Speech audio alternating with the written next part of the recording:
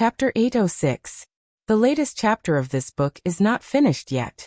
For more exciting content, please scan the QR code below to download the app. Novels are updated faster. Millions of novels are free to read.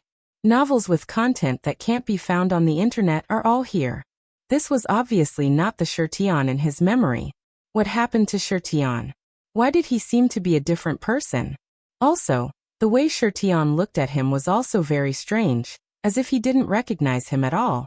It didn't make sense that only he felt familiar with Shirtion, but Shirtion didn't recognize him at all. Long Yi took back the mask and put it on, then punched again. And Hun couldn't take his fist again. It didn't matter if he took a few punches when he was Shirtion, but if he knew, he wouldn't dare to take it again. He dodged and looked at Long Yi with a frown. "Are you crazy?" "It's me." Gu Jiao made a strange sound. From the beginning of the fight between Long Yi and Hun, she was basically sure that Long Yi was Hun's only opponent, Shirtion. But Hun's question was very strange. It sounded like Hun knew Long Yi, and Long Yi should also know Hun? Did Long Yi forget the matters of the past?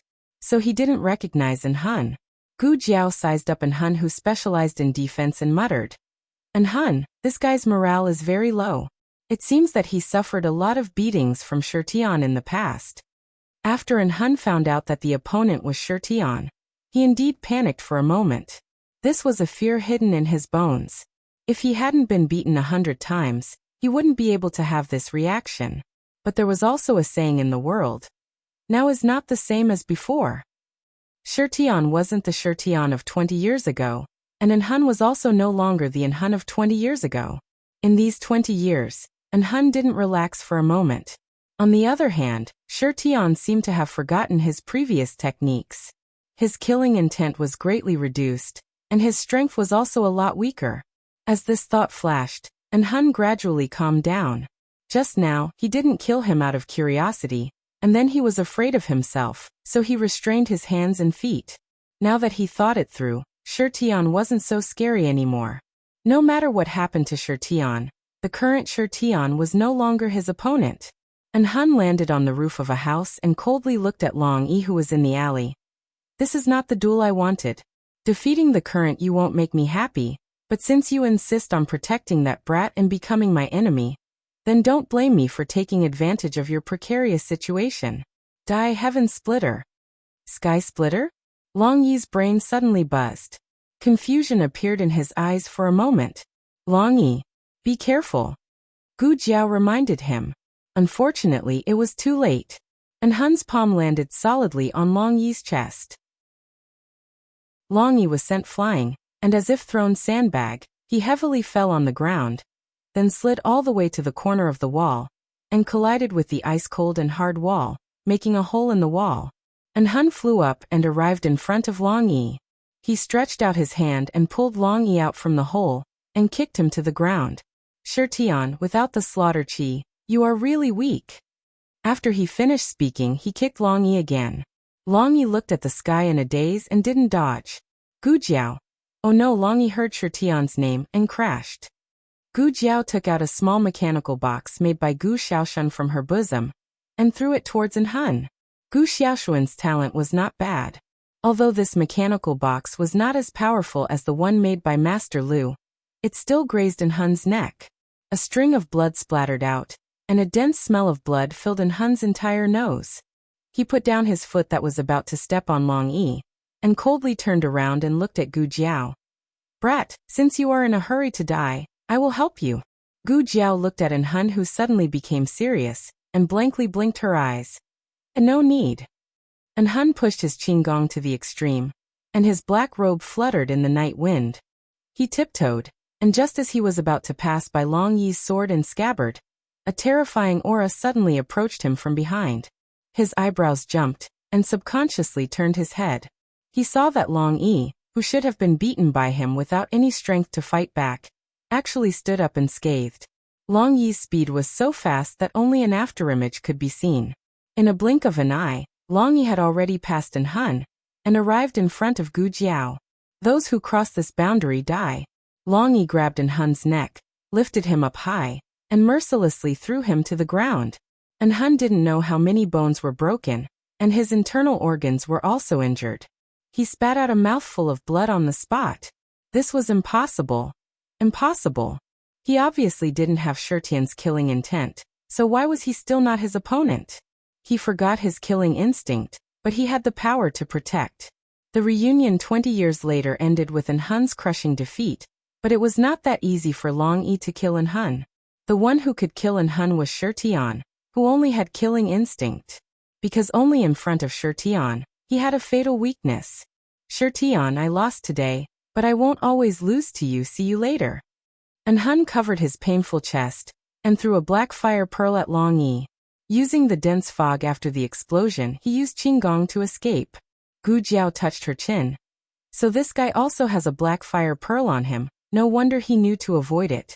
But his black fire pearl is not the same as mine. His is more like a smoke bomb. Later I will also make a few of them. Long Yi. Gu Jiao turned over and dismounted, and the moment she landed on the ground, she found that her sprained right leg was already numb. She used her left leg to jump over, and said to Long Yi, "Let me see if you are injured." Long Yi's body had some scratches and bruises, but no internal injuries. Gu Jiao said, "I didn't bring a first aid kit. I will clean your wounds when we get back." Long Yi's gaze fell on her leg. She curved her lips and said, "It's numb." Long Yi nodded his head, bent down, and picked her up. Gu Jiao. Gu Jiao decided to go back the way she came, and look for Gu Chongqing and Yi Qing. She hoped that they were okay. Gu Jiao's head and feet were facing down, and she said with an expressionless face, "I want to ride a horse. Being picked up by you makes me dizzy." Long Yi heard, "Ha ha ha, ride a horse dizzy." Then Gu Jiao was picked up by him the whole way. When Gu Jiao found Gu Chongqing had already fainted on the ground. Gu Jiao took his pulse and checked his body. When she found that there were no new injuries on his body, she was secretly relieved. Gu Jiao didn't know that Hun was curious about Gu Chongqing's recovery, and thought that Hun was too lazy to waste time on Gu Chongqing, so he directly left. Long Yi grabbed Gu Chongqing and placed him on the back of Black Wind King. Very quickly they met Yi Qing again. Yi Qing's group of 5 were actually injured, and their injuries weren't light. This was very confusing. Why did Hun beat up Yi Qing, but not Gu Chongqing? Was it because of looks? Gu Jiao returned to the teacher hall, called a carriage, and brought Yi Qing's group back. Gu Chengfeng was already waiting at the Qilin Hall. Seeing Gu Jiao return safely, the stone in his heart fell to the ground. He was just about to ask Gu Jiao how she got away, when in a blink of an eye, he saw Long Yi behind Gu Jiao. He was shocked. What's going on? Why is Long Yi here? Gu Jiao spread out her hands. I also want to know. Unfortunately, Long Yi couldn't speak, couldn't write, and couldn't even communicate with others. Wait a minute, if Hun could speak, then Long Yi should have been able to too. Was it because he lost his memory, plus the fact that Zhaoguo's shadow guards couldn't speak, so he became like this? Long Yi began to look room by room. Gu Jiao knew he was looking for Xiaoheng. Gu Jiao still didn't know how Long Yi came to Yan Empire. If he came alone, then how did he find the right way? He didn't even remember who he was, so he shouldn't remember the way back to Yan Empire. If he didn't come alone, then who sent him here? So far, he didn't show any intention of meeting up with anyone. Intuition told Gu Jiao that Long Yi wasn't sent by Princess Xinyang to protect her and Xiaoheng. But no matter what Long Yi's purpose was in Yan Empire, he didn't forget his little master. Looking at him patiently looking for Xiaoheng in every room, Gu Jiao walked over, pulled his sleeve and said to him, Aheng is not here, I'll let Gu Chengfeng take you to find him. Gu Chengfeng quivered and pointed at himself. Why me? Being alone with Long Yi, this kind of big shot was very scary, okay? Gu Chengfeng cleared his throat and asked, Aren't you going back to Duke Mansion? Gu Jiao said, I still have something to do. Gu Jiao finished treating Long Yi's injuries, then let Gu Chengfeng take him and the unconscious monarch to the carriage to Duke Mansion. She went to the intensive care unit to see Gu Chongqing. From Gu Chongqing's physical strength just now, it didn't seem like he had just woken up tonight. He must have woken up a long time ago, and secretly did something behind her back. Since he's living here, then there must be some clues here. Gu Jiao began to rummage through the bedside table, medicine cabinet, and even under the bed. Needless to say, she really found something that didn't belong to this ward. Gu Jiao took out a small box hidden in the bedside table, opened it, and found some strange bottles and a few yellowing books inside. Gu Jiao looked and frowned. Introduction to Death Soldiers, Secrets to Success for Death Soldiers, 10 Days to Teach You to Become a Qualified Death Soldier, Self-Cultivation for Death Soldiers. What kind of nonsense is this? Just at this moment, Lord Imperial Tutor walked in. Gu Jiao casually picked up a book and waved it, indifferently looking at him. Lord Imperial Tutor was caught red-handed, lightly coughed, and said, "I can explain. The latest chapter of this book is not finished. For more exciting content, please scan the QR code below to download the app. Novels are updated even faster. Millions of novels are free to read. Novels with connotations that can't be found online are all here. https://www.zhbqg.com/89642_8964226/106133264. HTML Genius will remember this site's address in 1 second. www.zhbqg.com Bikugo mobile reading website. Chapter 807. The latest chapter of this book is not finished yet. For more exciting content, please scan the QR code below to download the app. The novel is more complete and updated faster. Millions of novels are free to read. There are all kinds of novels that can't be found on the internet here. Gu Jiao's eyes became extremely dangerous. It better be a reasonable explanation. Otherwise, I don't care if you are my godfather or not. I will treat you as my godfather and beat you up. I will never admit that I want to beat him up. Gu Chongqing was in an absolute coma at this moment. The state preceptor came to the bedside and looked at him with a complicated expression. He sighed and said, "This is his own decision." "Make it clear," Gu Jiao said lightly. The state preceptor said, "He was hit by an Hun's sword when he was defenseless. His foundation was destroyed, his dantian was damaged, and countless veins were broken. You are a doctor. You should understand that he is basically a cripple at this point." Gu Jiao didn't refute this point. As early as when she operated on Gu Chongqing, she already knew how bad his situation was.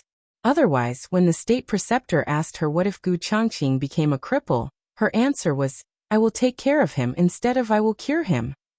From a medical point of view, Gu Chongqing had no possibility of being cured.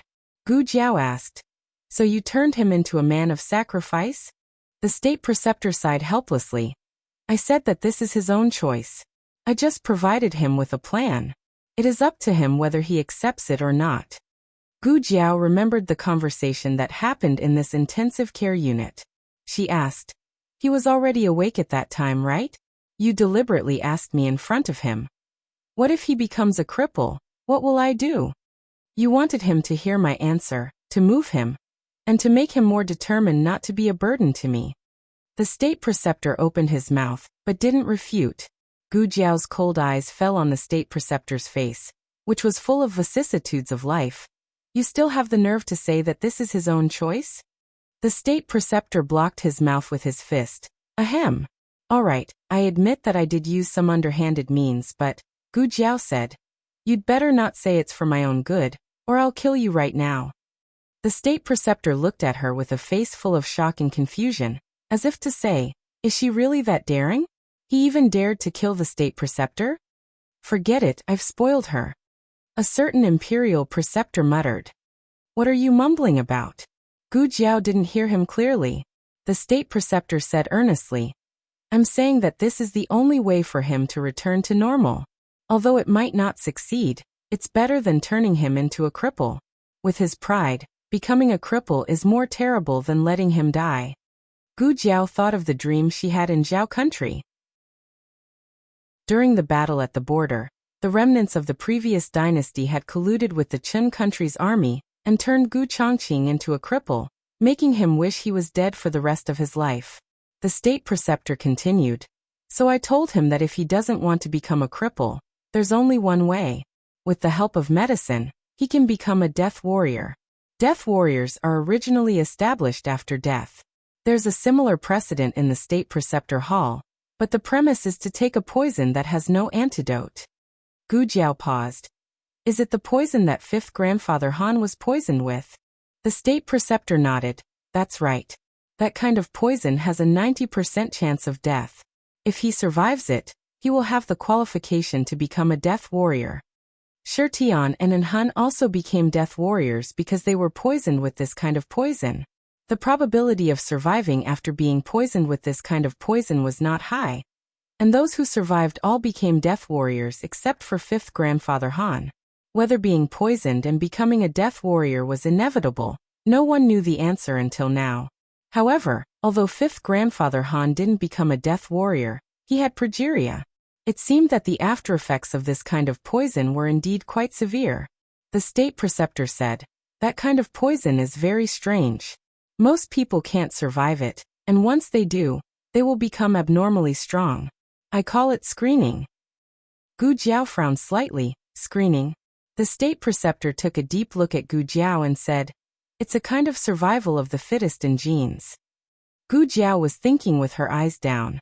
She didn't notice the State Preceptor's eyes looking at her.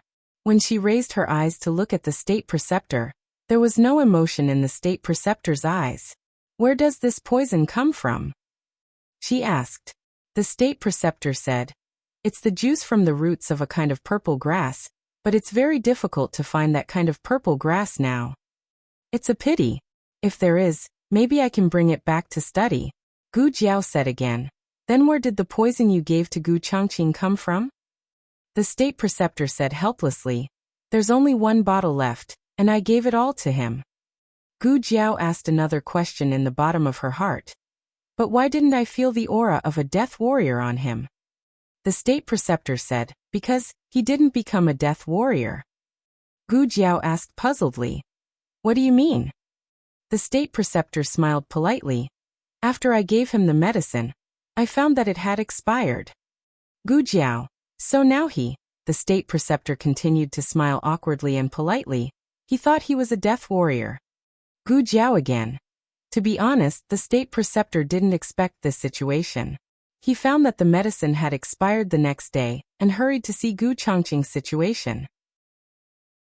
Unexpectedly, Gu Changqing stood by the bed with a walking stick and said excitedly to him, State Preceptor, the medicine you gave is really effective.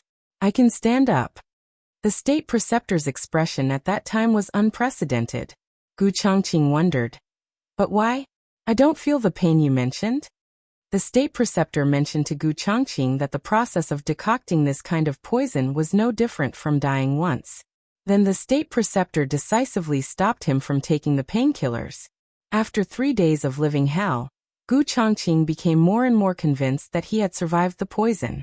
This wasn't a miracle that could be created by medicine. It was a strong willpower to protect his sister at all costs. The State Preceptor sighed innocently. I saw that he was in good condition, so I didn't have the heart to expose him. He was afraid that if he exposed him, his beliefs would collapse and never recover. Gu Jiao looked at the various death warriors in her hand and asked in confusion, then what's with these books? The State Preceptor said truthfully, I wrote them randomly. But it also took him a lot of effort. Just looking for the empty yellowed books and thinking of the names almost made him forget. Gu Jiao then picked up a book titled, 10 Days to Become a Qualified Death Warrior, and the corner of her mouth twitched. I was wondering why these books look so indecent. The State Preceptor. With Gu Changqing's current condition, it was more appropriate for him to continue staying in the State Preceptor's hall. As for when to tell him the truth, it would depend on his recovery. Before he completely recovered, he couldn't let his beliefs collapse halfway. When they came out of the State Preceptor's hall, it was already after midnight. Gu Jiao and the Black Wind King returned to the Duke and estate. The Duke and estate was very quiet. Xiaoheng didn't tell his family that Gu Jiao went to the palace to steal the monarch. He only said that she had something to do in the State Preceptor's hall, and might return tomorrow. Everyone went to rest. Xiaoheng waited for Gu Jiao alone in the room. He didn't know how Gu Jiao's situation was, but according to the plan, the monarch was to be brought back to the Duke and estate. Creak. The courtyard door of Feng Courtyard was pushed open. Xiaoheng hurried out of the room. Jiao. The person who came in wasn't Gu Jiao, but Steward Zheng. Steward Zheng held a lantern and looked at Xiao Heng hurriedly coming out of the corridor. He said in surprise, "Your Highness Zhongsun, it's so late and you haven't gone to bed yet?" Xiao Heng held back his disappointment and asked calmly, "It's so late. Why are you here?" Steward Zheng pointed at the courtyard door behind him and explained, I saw that the door wasn't closed, so I thought it might be a lazy servant, so I came in to take a look." Xiao Heng said, "I told them to leave the door open." Steward Zheng was confused for a moment and asked, "Aren't Lord Xiao and young Master Gu coming back tomorrow?" They were the only ones in the courtyard who went out. Xiao Heng said calmly, "They might come back earlier. It's getting late, Steward Zheng. You should go and rest. There's nothing here." Steward Zheng smiled. Yes, I'll take my leave." Steward Zheng had only taken a few steps when he turned back and asked Xiao Heng, "Your Highness Zhongsun, are you not used to living here? Duke said that you can go directly to his courtyard. His courtyard is spacious, and there are too many people in Feng Courtyard." Xiao Heng said seriously, "No, I'm living very well in Feng Courtyard." Steward Zheng smiled embarrassedly. He thought, "You are the dignified eldest grandson of the emperor. Why don't you live with your own uncle, but live with a few people from the Zhao kingdom? Okay, if there's anything, please don't hesitate to tell me." This time, Steward Zheng really left and didn't come back. Time passed little by little. Xiao Heng was still sitting at first, but he quickly stood up.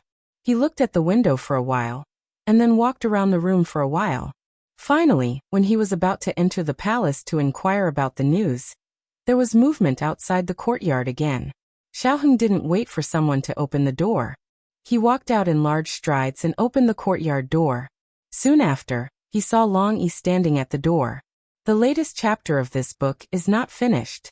For more exciting content, please scan the QR code below to download the app.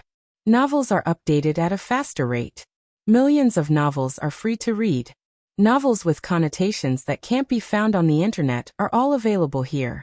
https://www.zhhbqg.com/89642_8964286/1061125992. HTML Genius remembers this website's address in 1 second. www.zhhbqg.com Bikugo mobile reading website. Chapter 808. The latest chapter of this book is not finished yet. For more wonderful content, please scan the QR code below to download the app. Novels are updated even faster. Millions of novels are free to read. Novels with connotations that can't be found on the internet are all here. Xiao Heng was suddenly startled. Seeing his little master was startled, Long Yi was also startled. Even the width of his mouth was synchronized with his little master's. Xiao Heng blinked his eyes in confusion and raised his hand. He closed the door. He opened the door again. Long Yi was still here. It wasn't a dream. Long Yi really came. Long Peng. Before Xiao Heng could finish speaking, Long Yi pulled the door over and closed it. Soon after, Long Yi opened the door again. Xiao Heng didn't know whether to laugh or cry. He was already 20 years old. He was no longer that little troublemaker who clamored for Long Yi to play with him every day. But everyone had changed. Only Long Yi hadn't changed. Xiao Heng's nose suddenly became somewhat sour. To him, Long Yi wasn't an imperial bodyguard or a servant. Long Yi was a family member like Princess Xinyang. Long Yi had accompanied him through his ignorant childhood and naughty childhood. He would never be angry with him. He would never be disappointed in him. Long Yi. His voice was almost choked. However, before he could shed tears, Long Yi picked him up and held him up. Xiao Heng only felt that the sky was spinning and the earth was spinning. His tears were forced back. Soon after, Long Yi didn't say anything, mainly because he didn't know how to speak. He picked Xiao Heng up and brought him to an empty room. "This is Gu Qingfeng's room," Xiao Heng said with his head and feet facing down. Long Yi went next door again. "This is the room for the monarch," Xiao Heng said again. Long Yi continued to walk forward, and arrived at the third empty room. This was Gu Jiao's room. Xiao Heng decisively shut his mouth. "Come on, throw me on the Jiao Jiao bed." Long Yi turned around and went out. Xiaoheng. Long Yi found Xiaoheng's room. After all, this was the only empty room. He quickly removed Xiaoheng's outer garment, leaving only his inner garment, and mercilessly threw it into the mosquito net. Xiaoheng stood up slightly. Long Yi covered his face with his palm and pushed him back to the pillow. It was time for the little master to sleep. When Gu Jiao returned to Feng Courtyard, the oil lamp inside Xiaoheng's room had already been extinguished, and Xiaoheng was sitting on the beam of the room while hugging his long sword, and had fallen asleep with his back leaning against the beam. This was a habit that Long Yi had developed after guarding Princess Xinyang and Xiaoheng for many years. As long as they were in an unfamiliar environment, he would guard them while they rested. He must be exhausted from the journey. Even his breathing was heavier than before. Xiaoheng quietly sat up and stretched out a finger to lift the mosquito net. Long Yi's body moved. "I'm going to the outhouse," Xiaoheng said. Long Yi had been on his way and hadn't had a good night's sleep. Moreover, he had also fought with An Hun. In fact, he was already exhausted. If there was no dangerous aura approaching, he wouldn't wake up. Xiaoheng quietly walked out. Just when he reached the door, he saw Gu Jiao in the corridor opposite. He quickly walked over. Gu Jiao unexpectedly looked at him. "I thought you were asleep." Xiaoheng lowered his voice. "No, I was waiting for you. Let's go in and talk." "Don't wake Long Yi up." Gu Jiao asked. "Is Long Yi asleep?" Xiaoheng nodded his head. He is very tired. I have never seen him so tired." Gu Jiao turned her head and looked at the closed door. Then pushing the door, she entered the room with Xiaoheng. "Have Gu Chengfeng and the emperor arrived?" Gu Jiao took out a match and lit an oil lamp. "Yes, they're already asleep," Xiaoheng said. He walked to the table and poured a cup of herbal tea for Gu Jiao. "Drink some water first." Gu Jiao was indeed very thirsty. She took the cup and gulped down 3 large cups of tea. Xiaoheng looked at her with heartache. "Are you injured?" They arrived in time. "I'm not injured." Her feet were no longer in the way. "What's going on with Gu Changqing?" Xiaoheng asked. Gu Jiao told Xiaoheng about the incident of the suicide soldiers caused by the state preceptor. Xiaoheng didn't know what to say after hearing it. "Something like that can happen? I'm really looking forward to the day when Gu Changqing finds out the truth. Will he kill the silly me or the great hoodwinker state preceptor?" Gu Jiao said thoughtfully.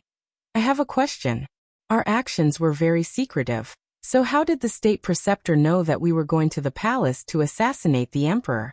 Does this mean that he knows that the emperor in the imperial court is a fake?" Xiaoheng said in all seriousness. "I think it might be because of his boundless magic power and divination." Gu Jiao narrowed her eyes slightly. "So it's you," Xiaoheng retorted. "It's not me."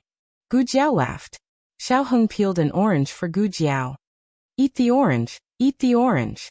Gu Jiao took the orange and gave him a look that said, "I've seen through you." Xiaoheng smiled. "By the way, how did you run into Long Yi?"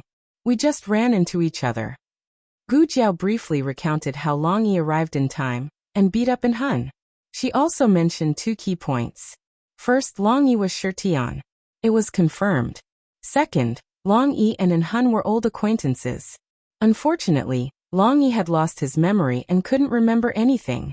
Third, Long Yi might be able to talk. As for the third point, Xiaoheng didn't have any doubts. After all, other than the late emperor of Zhao country, no one would train their men of sacrifice into a tool that couldn't be communicated.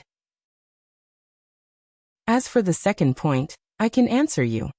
Xiaoheng said. Shirtian and An Hun are fellow apprentices of the same sect. Shirtian is a talented junior apprentice brother. Gu Jiao suddenly realized. They actually have this kind of relationship. No wonder An Hun would talk to Long Yi like that. But who did you hear this from? Xiaoheng thought for a bit, and finally contributed his strong desire to live. State preceptor. Gu Jiao suddenly became confused. When did the relationship between the two of you become so good? He also told you this kind of information that couldn't be found in the book collection pavilion? Xiaoheng coughed softly. It's Xiaoqing. State preceptor and Xiaoqing have a good relationship. He relied on Xiaoqing's good fortune. Speaking of which, Xiaoqing went out to travel for so long. Isn't your mother worried? Xiaoheng smiled. When he was 6 years old, he took the imperial bodyguards to travel Jianghu. He won't suffer losses outside. Gu Jiao asked. What were you doing when you were 6 years old? Xiaoheng spread out his hands. Every day, I was at my mother's side. I wasn't allowed to leave her side. Every day, other than reciting poems, I was practicing calligraphy. Gu Jiao touched her chin. The way two people raise their children is really poles apart. Then do you envy Xiaoqing? Do you want to be like Xiaoqing, not being forced to study or practice calligraphy? Instead, you can live every day freely and happily? No. Xiaoheng said. Why? Gu Jiao asked. Xiaoheng held her soft hand and deeply stared into her eyes. Because if I grew up in Yan country, I wouldn't have met you. Cold Palace. And Han returned to the east courtyard with blood all over his body. Han Shi came out of the room and was shocked by his appearance. How did you become like this? Where's His Majesty? And Han said faintly, he was taken away by someone. Han Shi frowned. Didn't I ask you to get him back? And Han's face turned ugly. Do you think I let them go on purpose? Han Shi choked. And Han was her aide, not her servant. She should treat him with respect. She softened her tone and said, You're seriously injured. I'll ask someone to find an imperial doctor. Her attitude softened. And Han's attitude was naturally not so aggressive. And Han waved his hand. No need. I'll heal myself. Han Shi asked again. What happened? Who hurt you like this? And Han was not in a hurry to answer Han Shi's question. Instead he asked, Who is that Xiao Lulang? Han Shi realized something and asked, Was he the one who did it tonight? You answer me first. And Han said. Han Shi frowned. He is from Zhao Kingdom. He entered Tianqiong Academy with Xiao Liulang's identity. Now he is the adopted son of Nguogong. We haven't found out his specific identity yet. And Han thought of what happened tonight, and his chest began to ache. You'd better check it quickly. If you can't find it in Yan Kingdom, send someone to Zhao Kingdom. This kid is strange. Han Shi agreed. He is indeed strange. He is so young, but he can kill Nangong Li and defeat Han Xiai to take away the Black Wind camp. He may be Shangguan Yan's chess piece. And Han coldly snorted. Shangguan Yan doesn't have this ability. What? Does this Xiao Lulang have a big background? Even the royal princess of Shang Kingdom can't control him? And Han coldly said. It's not his background, it's my junior brother. Han Shi thoughtfully said. I heard you mention your junior brother. You said he was very powerful and was your only opponent in the world. But isn't he dead? And Han's eyes were malicious. I also thought he was dead, but I saw him again tonight. He was with Xiao Lulang. So he was the one who seriously injured you. Han Shi couldn't believe it. She even had a trace of disappointment in her heart. She always thought that Han was the #1 master of the 6 countries. And Han glanced at Han Shi and coldly snorted. I underestimated him this time. Next time, I will kill him with my own hands.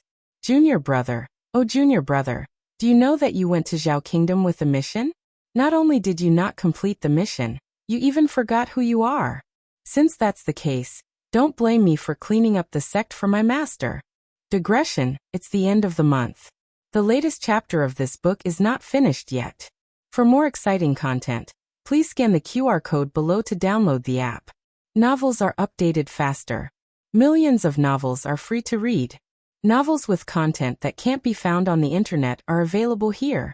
https://www.zhhbqg.com/89642_8964226/106111020. HTML Genius remembers this site's address in a second. www.zhhbqg.com Bikuga mobile reading website. Chapter 809. The latest chapter of the book is not finished yet. For more exciting content, please scan the QR code below to download the app. The novel is updated faster. Millions of novels are free to read. There are all kinds of novels that can't be found on the internet. After a long and torturous night, The last person in Feng's courtyard who was awake fell into a deep sleep. The crescent moon climbed out of the clouds and echoed with the stars. The hot summer was coming to an end, and even the noisy cicadas were much weaker. This time, everyone slept soundly. The next day, the sun rose from the east, and Shengdo woke up in the morning light. The people in Feng's courtyard started a busy day. Little Jing Kong was the first to wake up. He had been forced to be an attendant by his bad brother-in-law, so he couldn't move in with Gu Jiao openly. Therefore, he would show his anger every morning to express his strong dissatisfaction. But this morning, when he opened his eyes, he found himself lying on an unfamiliar bed. Ha! He got up, jumped out of bed, and opened the door to take a look. Wow, wow, wow! It was the courtyard of the Duke's public house. He slept in the Duke's public house last night. He was with Jiao Jiao. Jiao, oh!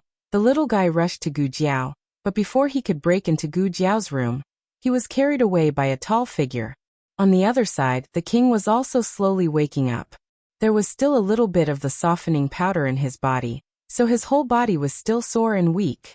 He didn't know if it was his illusion, but he felt a little pain all over his body. The king frowned and sat up with difficulty. He held his forehead with one hand and felt dizzy for a while. Suddenly he felt something was wrong. He touched his head again, but it was gone. His wig was gone. Ever since the king was shaved bald by Han Yi, he couldn't afford to lose face. He would wear a wig whenever he went out and only take it off when he was sleeping. When he went to the cold palace to see Han Yi, he was suddenly knocked out by Han Yi. When he woke up in the cellar, his hair was still there. In the cellar? Yes, he was locked in the cellar by Han Yi. How could there be such strong light in the cellar? This was not a cellar. What was Han Shi up to now? Creak. The door was pushed open, and Zhang Dequan came in with a pot of cold tea. The monarch raised his sore arm to pull open the curtain, and saw Zhang Dequan putting tea on the table. He frowned. Why are you here? Even you have betrayed us. Otherwise, why would she appear in Han Shi's territory? Zhang Dequan was shocked by the king's sudden shout.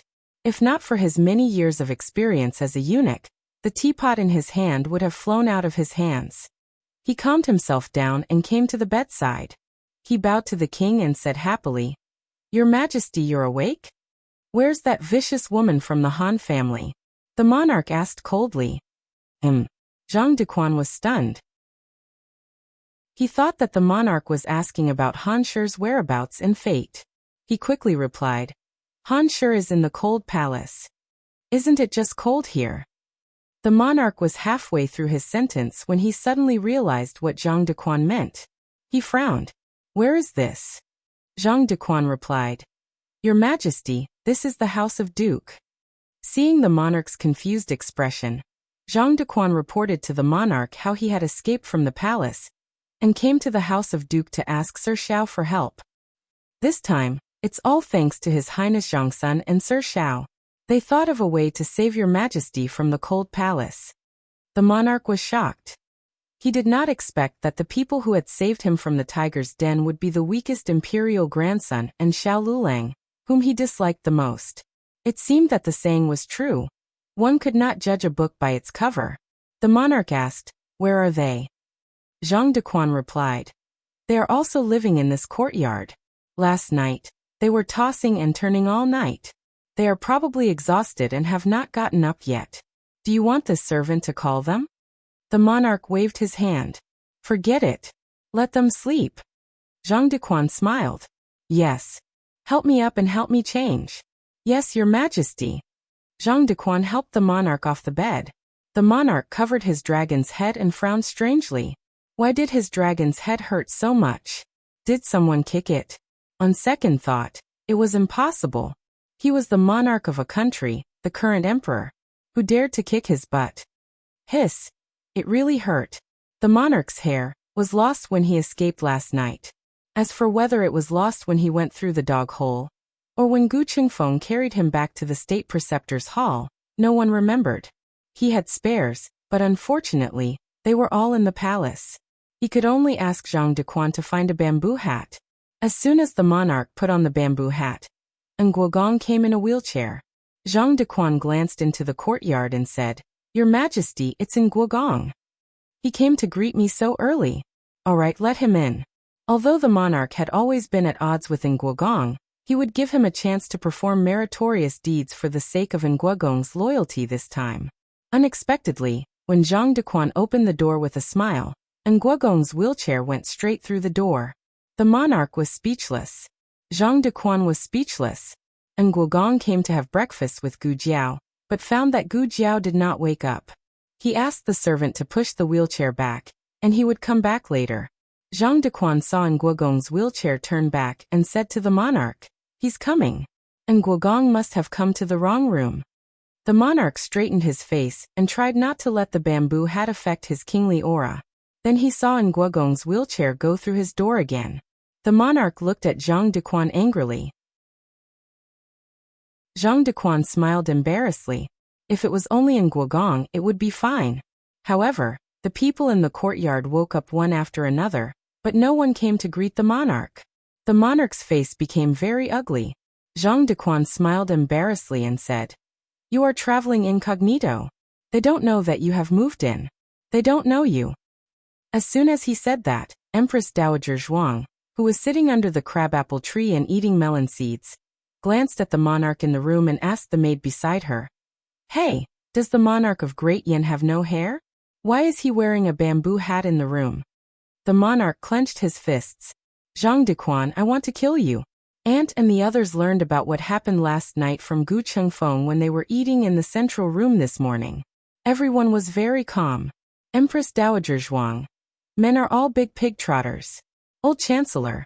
They are about the same age, but they don't have as much hair as me. Madam Nan. I just invented a kind of poison and want to find someone to test it on. Master Lu. There is no good emperor. Gu Jiao didn't need to go to the military camp today, so she could sleep until the sun was high in the sky. Who would have thought that just after 9, she would be awakened by the movement in the courtyard? It wasn't Long Yi and little Jing Kong, nor was it Gu Yan and Gu Xiaoshan. It was Manager Zheng who rushed in and shouted, "Duke, it's not good. Something big happened." As it turned out, after the monarch was snatched away last night, Han Shi was worried that they would fight back, so she thought of countermeasures overnight. Taking great risks, she announced the imperial edict to restore Shang Guanqi to the position of crown prince in the morning court. Not only that, she also issued an imperial edict to arrest third princess Shang Guanyan, and ordered rearguard and imperial army to block state preceptor's hall. The reason was that third princess Shang Guanyan was bewitched by state preceptor's hall. She was disloyal and unfilial to the monarch and framed the former crown prince. The former crown prince was wronged. The assassin in the secret room of State Preceptor's Hall that day was a conspiracy of Shang Guanyan and State Preceptor's Hall. The accomplice of the assassin was caught and confessed his crime. He also said that State Preceptor's Hall had been secretly colluding with Shang Guanyan all these years because Shang Guanqing was ill. The reason why Shang Guanyan could return to Chengdu was also the next step of both sides' plan. The assassin in Crown Prince's mansion was disguised by State Preceptor's Hall. The imperial mausoleum was also destroyed by State Preceptor's Hall. After Shang Guanyan returned to Chengdu, she was injured again and again. All of it was just a ruse to win the monarch's pity and sympathy. If it weren't for the fact that the monarch was busy with official business and didn't see Shang Guanyan yesterday, which made Shang Guanyan suspicious and ordered her men to enter the palace to secretly inquire about the monarch's movements, the monarch might not have discovered this secret. And the most important thing was, according to the confession of that man, Shang Guanyan still had a hidden card in her hand that no one knew. This hidden card was Shang Guanyan's biggest secret. Even he, a close man, didn't know about it. But what was certain was that Shang Guanyan came prepared this time. She would do whatever it took to regain everything she had lost. When Gu Jiao heard this, she couldn't help but want to clap for imperial concubine Han. The story was so well made up that she almost believed it. This woman was really ambitious and courageous. Instead of waiting for the real monarch to enter the palace to expose her, it was better for her to make a move. In this way, even if the real monarch returned to the palace, she could say, "Shang Guanyan, is this your hidden card? For the throne, you actually found someone to pretend to be the monarch?" The smartest step in the whole plan was not to expose Shang Guanyan's ambition, but to make the State Preceptor Hall no longer clean. Originally, the State Preceptor Hall was the most valued existence by the monarch. The State Preceptor was the most qualified person to identify the real and fake monarch. But now, the State Preceptor Hall had become Shang Guanyan's accomplice, in plotting a rebellion. How much credibility did his words have? The family went to the study of Feng courtyard. Except for the children.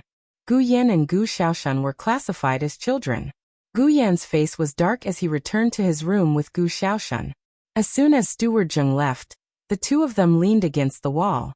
In the study, Grandaunt and the old Chancellor sat on the main seat. Master Nan and Master Lu sat on the left side of Grandaunt. Dukan, Gu Jiao, and Xiao Heng sat on the right side of Grandaunt. Gu Chengfeng didn't sit. He frowned, pinched his chin, and paced back and forth in the room. He wondered, I don't understand. Since Han Shi has restored the position of the Crown Prince, why didn't she clear her own grievances, and confer the title of Empress or something? Anyway, the monarch is in my hands, I have the imperial edict. Gu Jiao thought for a moment and said, Han Shi thought that Yin Sheng's technique was done by Wang Xianfei. To clear her grievances, she has to overthrow Wang Xianfei. But to confer the title of Empress, she has to be the enemy of the entire harem. She doesn't have the energy to do that now. Xiao Heng nodded in agreement. Moreover, the monarch in her hands is a fake. She will always feel a little guilty. Restoring the crown prince is already a risky move. She needs to observe the reaction of the imperial court. If no one doubts, she will boldly proceed to the next step. Gu Chengfeng asked, is there anyone in the imperial court who doubts it? Xiao Heng shook his head. It happened too suddenly. No one should have reacted yet. After returning and closing the door, perhaps someone will be able to sense that something is wrong. It's just that the monarch has always been temperamental. No one dares to object to any absurd decision he makes. Gu Chengfeng felt that his brain wasn't enough. Since it's like this, why is Han Shi still so careful? She should have just let the fake monarch kill us all. Xiao Heng said, because we have the real monarch in our hands. This is always a threat to Han Shi. Her actions today are not only to test the court officials, but also to test us. She wants to see what we will do. Gu Chengfeng made an O sound and seemed to understand. Then what should we do? Master Lu made a hand chop. Charge into the palace. Kill the fake monarch. Xiao Heng shook his head again. We can't kill him. Now that things have reached this point, it was impossible for Han Shi not to take precautions. The Imperial Guards and the rearguard commandery must have been waiting for a long time. Even if they had an expert like Long Yi, it was impossible to destroy an entire army. Han Shi was waiting for them to walk right into the trap. Master Lu scratched his head. We can't kill him. Could it be that we have to confront him in court? But who would believe that the monarch in our hands is real? It's not that I want to say this, but the reputation of the third princess is indeed not very good. The crown prince is so cunning. He does evil in the dark and acts hypocritically. He is highly respected among the people. On the other hand, the third princess is a habitual rebel. No matter how you look at it, the monarch she brought is more likely to be fake. Han Shi's move was indeed too direct. There was almost no place to attack. Gu Chengfeng said unhappily. If the Xianyuan family was still here, why would it be so troublesome? They would have directly led the Xianyuan army into the palace, captured the fake monarch, and beheaded him in public. In the end, it's all the monarch's fault. He didn't use the loyal Xianyuan family, and had to support the Han family, Nangong family, and this family. In the end, when something happened, I want to see which of the 11 great families will stand out to help him. Who would believe him? In the corridor near the door, the monarch's face alternated between green and red. Zhang Dequan didn't even dare to breathe loudly. He didn't expect to hear such rebellious words. Although it was all true, it was also because of this that every word hit his heart. If the Xianyuan family was still standing in Chengdu, how could there be such evildoers? Xianyuan Li dared to do things that others didn't dare to do. Xianyuan Li dared to bear the crime that others didn't dare to bear. Xianyuan Li definitely wouldn't mistake him.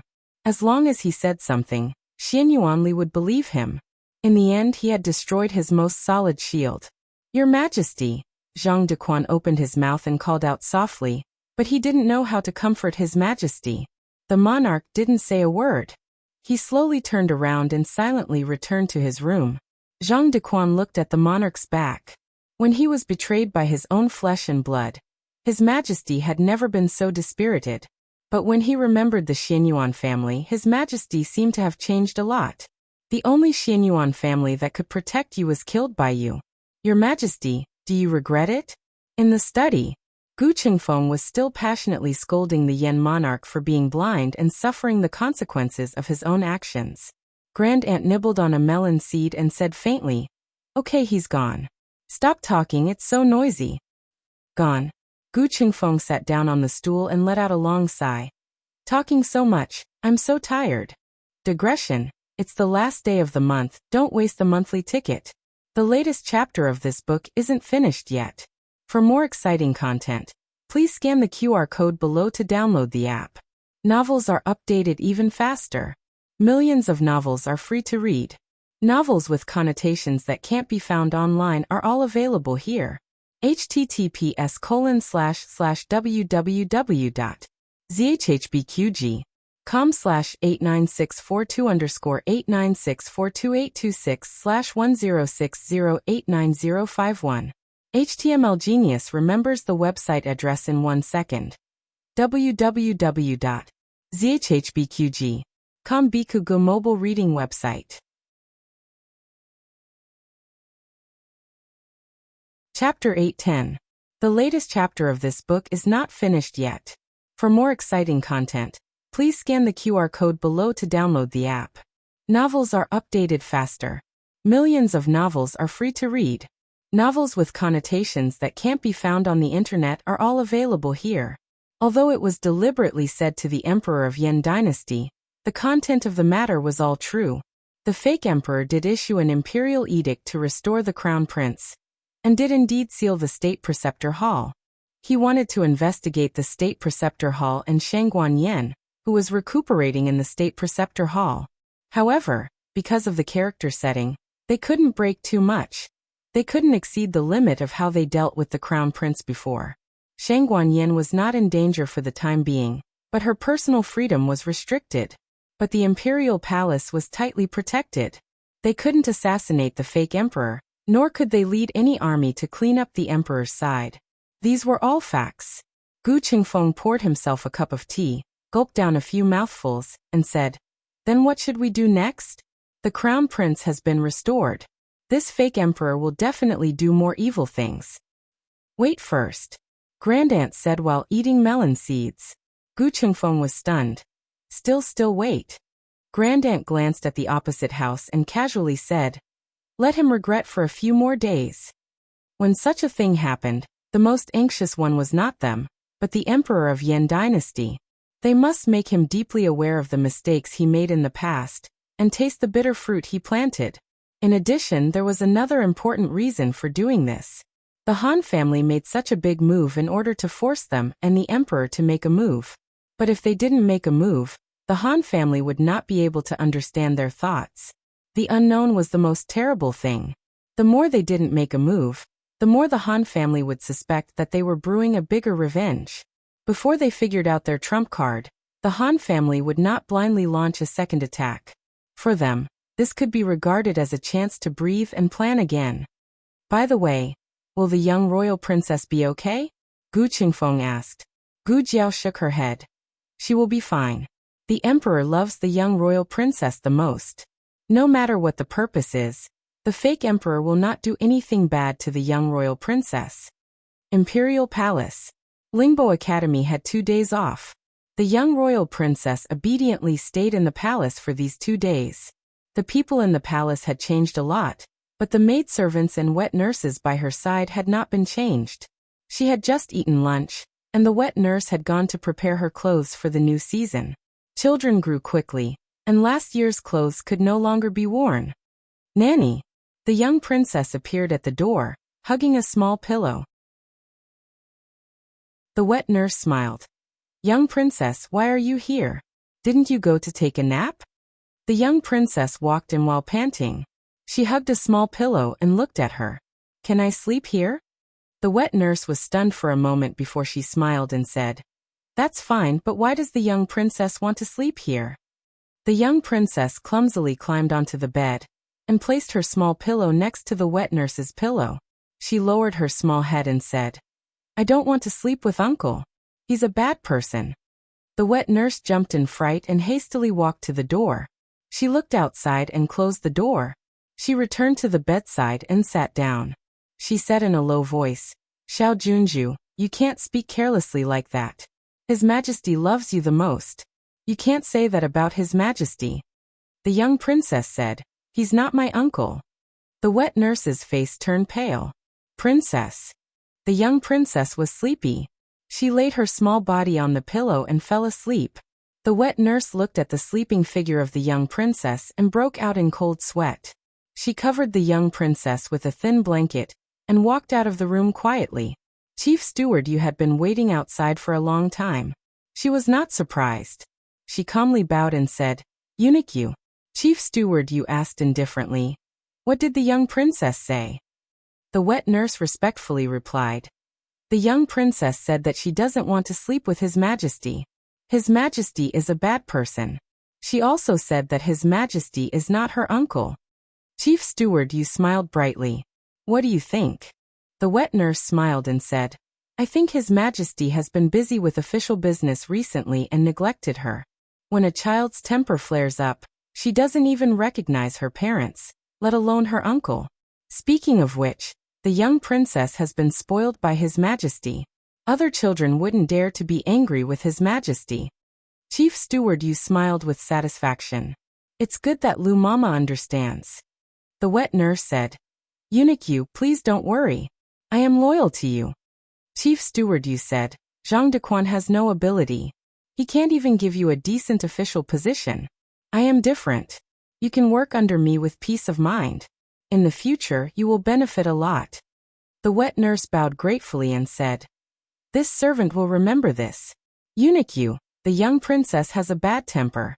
When she makes a fuss, there will be no end to it. I am afraid that she will offend His Majesty. Why don't you let her rest at my place for the next 2 days? Chief Steward Yu said, That's good. His Majesty has been busy with official business recently, and has no time to take care of the young princess. However, I will say the ugly words first. I will leave the young princess to you. You have to serve her carefully and don't cause any trouble. Otherwise, you know my methods. The wet nurse said in fear and trepidation, I will not let you down. Chief Steward Yu nodded and left with satisfaction. The wet nurse returned to the house and looked lovingly at the young princess who was safe and sound. She sighed in relief. The Imperial Preceptor Hall was blocked by the Imperial Guards. Not a single disciple of the Imperial Preceptor Hall could leave. Yuhi brought several junior brothers to the entrance of the Imperial Preceptor Hall. He looked at the Imperial Guards and said, Who gave you the right to block the Imperial Preceptor Hall? This kind of thing should have been handled by the eldest disciple, Yi Qing. However, Yi Qing was seriously injured and was recuperating in the purple bamboo forest. The leader of the Imperial Guard spread out the Imperial Edict in his hand and said arrogantly, Open your dog eyes and see what this is. Yuhi opened his eyes in disbelief. How could it be? The Imperial Guard raised his eyebrows and said, Your Imperial Preceptor Hall colluded with the third princess to plot against us. We are also under the Imperial Edict to investigate. If you have any dissatisfaction, go and report it to the Imperial Court. A young disciple said angrily, Then you should give us a chance to report it. Why are you guarding the door and not letting us out? The Imperial Guard said, This is an Imperial Edict. The young disciple was angry. Yuhi stopped his junior brother and looked coldly at the Imperial Guard. He said, Forget it, let's go. The young disciple asked in a low voice, Senior brother Yuhi, did Master really collude with the third princess? Yuhi stopped and looked at his junior brothers with a frown. He said seriously, You have to believe in Master. Master will never do anything bad to the Imperial Court. In the purple bamboo forest, in a bright and spacious central room, the Imperial Preceptor and an old man with a white beard were sitting opposite each other and playing chess. The old man was none other than the chess sage of the Six Kingdoms, Mr. Meng. Mr. Meng put down a white chess piece. Sigh, I came at a bad time. Even I can't get out. The Imperial Preceptor smiled faintly and put down a black chess piece. Isn't that good? Accompany me to play chess for 3 days and 3 nights. Mr. Meng snorted. That's too easy for you. The Imperial Preceptor smiled and continued to play chess. Mr. Meng asked calmly, Aren't you worried? Worried about what? The Imperial Preceptor asked. Mr. Meng said, I'm worried that the Imperial Preceptor hall built by that person will be destroyed in your hands.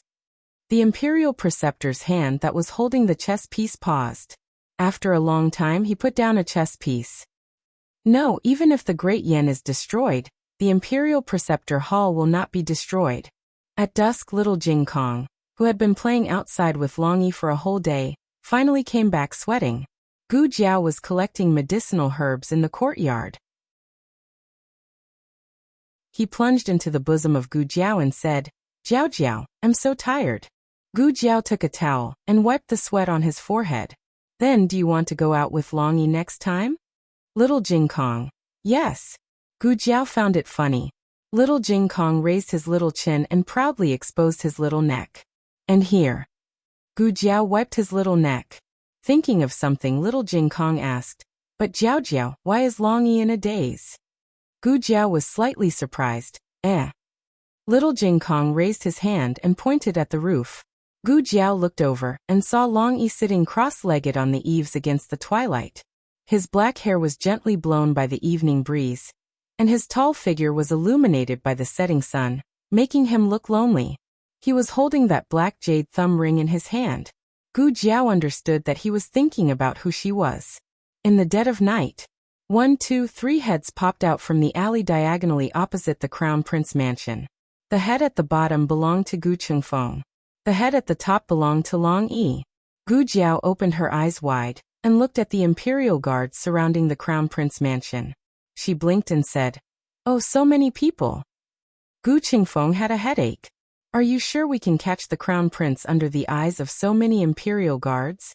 No matter how good the 3 of them were at fighting, they couldn't defeat an entire army. Gu Jiao said, Who wants to enter the Crown Prince mansion to catch him? Little Jiao. Little Jiao hovered in the air and flew into the Crown Prince mansion. Digression. Today when I was watching the Olympic equestrian competition, I was thinking that if little Shi participated in the dressage competition, it would give the feeling of a bullfight.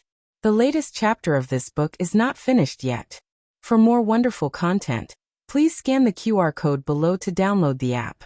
Novels are updated faster and more complete. Millions of novels are free to read. Novels with connotations that you can't find on the internet are all available here. https://www.zhbqg.com/89642_8964286/1060688783. HTML Genius remembered this website's address in a second. www.zhbqg.com Bikuj mobile reading website.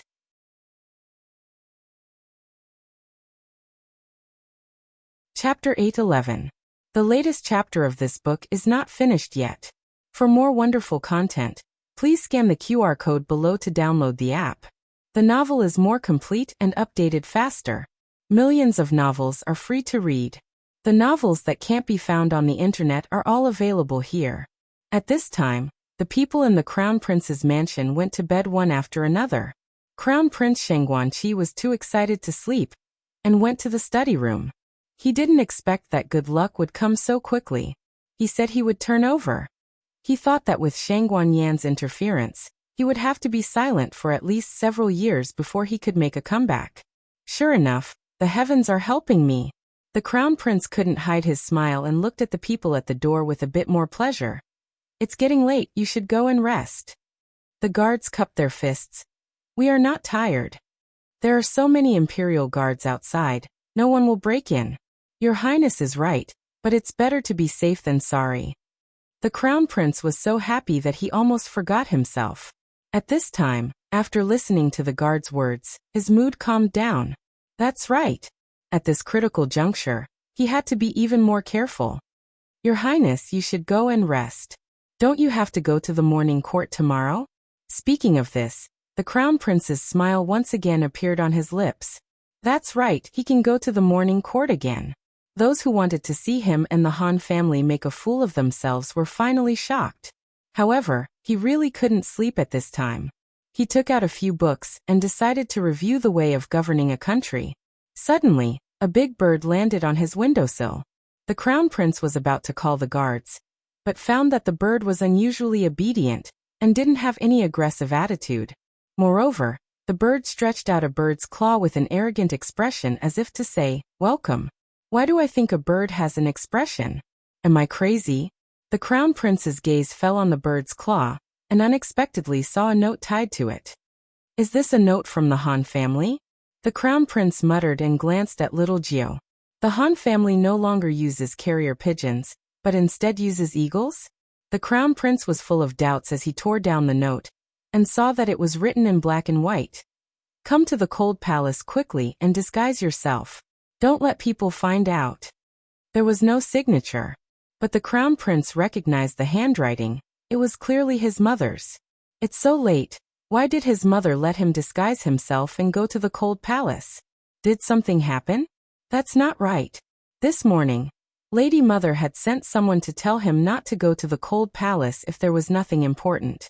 She also didn't need to gather the courtiers to plead on her behalf. The Crown Prince looked at the note. Something is fishy. In the alley. Gu Qingfeng's neck was about to break. Can the weight of both of you not be on my head alone? Gu Jiao. No. Long Yo. Gu Qingfeng. Gu Qingfeng's face darkened. His slender little neck bore a weight that shouldn't be borne at his age. Oh, why aren't they out yet? Gu Jiao asked. Could it be that he saw through it? Gu Qingfeng said. We don't know if Han Shi told him anything. If Han Shi said she wouldn't contact him, he wouldn't be so easily fooled. Before Gu Qingfeng could finish speaking, Long Yi straightened his body and stared at a certain direction in the dim light of night. Gu Jiao also straightened up. The two big mountains pressing down on his head disappeared. Gu Qingfeng's neck lightened and his breathing became smooth. Long Yi, what's wrong? Gu Jiao asked. Long Yi picked up Gu Jiao and flew towards the dim light of night. Gu Qingfeng used his qinggong to keep up. The three people arrived at the back door of the Crown Prince's mansion. At this moment, an inconspicuous carriage slowly drove out. The coachman was dressed as a eunuch. He was a death soldier with high martial arts. Gu Jiao's lips curled. It seemed the Crown Prince had taken the bait. The Crown Prince was not so careless in the past. He was so happy to regain his position as the Crown Prince that he easily fell into the trap. In order to not let people find out, he naturally couldn't bring a mighty army with him. He brought 10 embroidered uniform guards to protect him in the dark. This lineup was enough to deal with ordinary experts, but if they wanted to take advantage of Long Yi, they were still underestimating the enemy. Or perhaps, Han Shi and Han basically didn't have time to mention Long Yi to the Crown Prince. The carriage drove on the quiet street. In order to not attract attention, the Crown Prince specially chose a remote street as the route. This actually made it convenient for them. The 10 embroidered uniform guards jumped on both sides of the eaves. Xiao. One was missing. Xiao. Another one was missing. The leader of the embroidered uniform guards on the left side turned around. 1, 2, 3, 4. Turning around again 1, 2, 3. Turning around again 1, 2. He felt a chill in his heart and turned around for the fourth time. Long Yi, ha ha ha. The hair of the embroidered uniform guards stood erect. They pulled out their swords and shouted, Protect. Protect your uncle. Gu Jiao jumped out from behind Long Yi. Holding a small stick, she knocked him unconscious. These embroidered uniform guards were not too difficult to deal with. In less than half an hour, all 10 of them were knocked unconscious. Gu Qingfeng went straight to the Crown Prince's carriage. The coachman's complexion changed, and he hurriedly pulled out the sword at his waist. Who would have thought that before he could pull it out, Gu Qingfeng blocked his throat with a dart? Gu Qingfeng was surprised. Wow, the hidden weapon given by Master's wife Nen is really useful. The coachman fell from the carriage and hit the ground with a bang. The horse was frightened. It raised its front hooves and scurried around. The crown prince was jolted and his whole body hit the wall of the carriage. He held onto the wall of the car to stabilize his body. He covered his aching forehead and coldly asked, "What happened?" Gu Qingfeng sat on the coachman's seat and grabbed the reins to calm the horse down. He faintly smiled and said, "Nothing, Crown Prince, sit tight." This voice was not right. The Crown Prince suddenly opened the curtain. Coincidentally, at this time, Long Yi and Gu Jiao landed on the outer seat of the carriage. Gu Jiao hit the Crown Prince in the face. The Crown Prince's eyes rolled back and he fainted. Gu Qingfeng drove the carriage while looking at the Crown Prince who had a nosebleed. He asked, "No, why did you hit him?" Gu Jiao paused. "Oh, I forgot. There was no need to hit him." Gu Qingfeng helplessly sighed. I forget it. If he fainted, then he fainted. Let's bring him back first." Gu Jiao seriously nodded her head. Long Yi sat on the roof of the carriage. Gu Jiao and Gu Qingfeng sat on the outer seat. The Crown Prince was lying on the floor of the carriage. No one cared about him. His nose was bruised and his face was swollen. Passing by a quiet street, Long Yi heard the sound of fierce fighting. Long Yi didn't move. He was not interested in other people's fighting. Soon Gu Jiao and Gu Qingfeng also heard it. Gu Qingfeng was born to enjoy the lively scene. He couldn't help but ask, "Who is it? Why is there such a strong murderous aura in the middle of the night?" Gu Jiao carefully listened and said, "It seems to be the voice of Qingfeng Taoist and Liaochen." "Liaochen?" Gu Qingfeng frowned. "Is it that master of Jingkong who doesn't show his face for 10,000 years? That monk of Xinyuan family?" "Oh, more or less." Gu Jiao nodded her head. That guy couldn't be counted as a real monk. Gu Qingfeng wanted to ask whether they should go and take a look. As a result, he saw Long Yi, who never meddled in other people's business, disappear. He went to the street where the two people were fighting. Gu Qingfeng was dumbfounded. "What's he doing?" Gu Jiao blinked. "Oh no, he heard the master of Jingkong. He's going to help Liaochen." Taoist Qingfeng and Liaochen were in the middle of a fierce battle. Suddenly, a tall and powerful figure came from the sky. It was a Taoist priest with hair. It was a monk without hair. Long Yi found his target and threw a punch at Taoist Qingfeng. Taoist Qingfeng's eyes trembled. He hurriedly withdrew his killing move against Liaochen and jumped up, dodging Long Yi's attack. Long Yi's fist smashed into the stone pillar behind him, and several cracks appeared on it. Taoist Qingfeng stood on the roof and looked at the unexpected helper with a serious expression. He glanced at Liaochen and said, "I'll kill you next time." Then he turned and disappeared into the night. Liaochen turned around and his eyes fell on Long Yi. Long Yi was tall and wore a mask with fangs. He carried a long sword on his back and looked fierce. But just now, this man, or rather, this man of sacrifice had helped him. Liaochen said calmly, "I didn't need your help, but thank you anyway." "Oh really? If it wasn't for Long Yi, you would have been beaten up again." Gu Jiao jumped down from the carriage. Liaochen snorted, "I didn't kill him." This was the truth. Taoist Qingfeng really wanted to kill Liaochen. Liaochen only used a few killing moves when he was annoyed. Generally speaking, he didn't go hard on him. Long Yi, Gu Qingfeng. Gu Jiao introduced them. Gu Qingfeng stepped down and greeted Liaochen. "I heard you're the master of Jingkong. I've heard so much about you." Liaochen smiled, his peach blossom eyes sparkling. "You're welcome." Gu Qingfeng was stunned. Was it good for a monk to look so seductive? Liaochen was more interested in Long Yi. Where did this man of sacrifice come from? He seems to be quite skilled. Gu Jiao said, "Why don't you guess?" Liaochen spread out his hands and sighed. "I can't guess." Gu Jiao crossed her arms. "Then guess slowly." "I won't tell you." Liaochen clicked his tongue and said with a faint smile, "Girl, you're not honest." Pa. Long Yi's jade thumb ring fell to the ground. He didn't know what kind of craftsmanship this jade thumb ring was made of, but it didn't break so easily. Long Yi bent down and picked up the jade thumb ring. Liaochen's expression changed when he saw the jade thumb ring.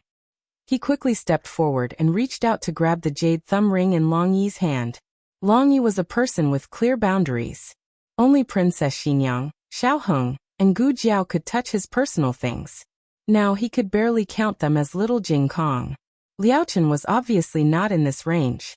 Long Yi slapped at Liao Chen. Liao Chen was struck by a palm strike. The instant he was sent flying, he flicked his sleeve and removed Long Yi's mask.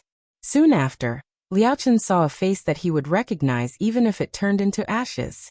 However, the first thing he saw was the face of a youth. The youth held a long sword in his hand. He looked like a young hero of Jianghu, but he was colder and more ruthless than a chivalrous hero. I will take your life today. If you have any last words, you can say them now. If I can do it, I will do it for you. The youth's voice was clear and cold without a trace of emotion. It seems I don't have a choice. I only have one request. Let my son go. He is only 8 years old. Please don't hurt him. Okay, I promise you. The youth agreed. Father, don't, go forward. Don't look back. Father. Father. Father. Digression. A new month has begun. Looking for a guaranteed monthly vote, the latest chapter of this book is not finished yet. For more exciting content, please scan the QR code below to download the app. Novels are updated faster. Millions of novels are free to read. Novels with connotations that can't be found on the internet are all here. https://www.zhhbqg.com/89642_8964286/1060679195. HTML Genius 1 second. Remember the website address. www.zhhbqg.com Bikuj mobile reading website.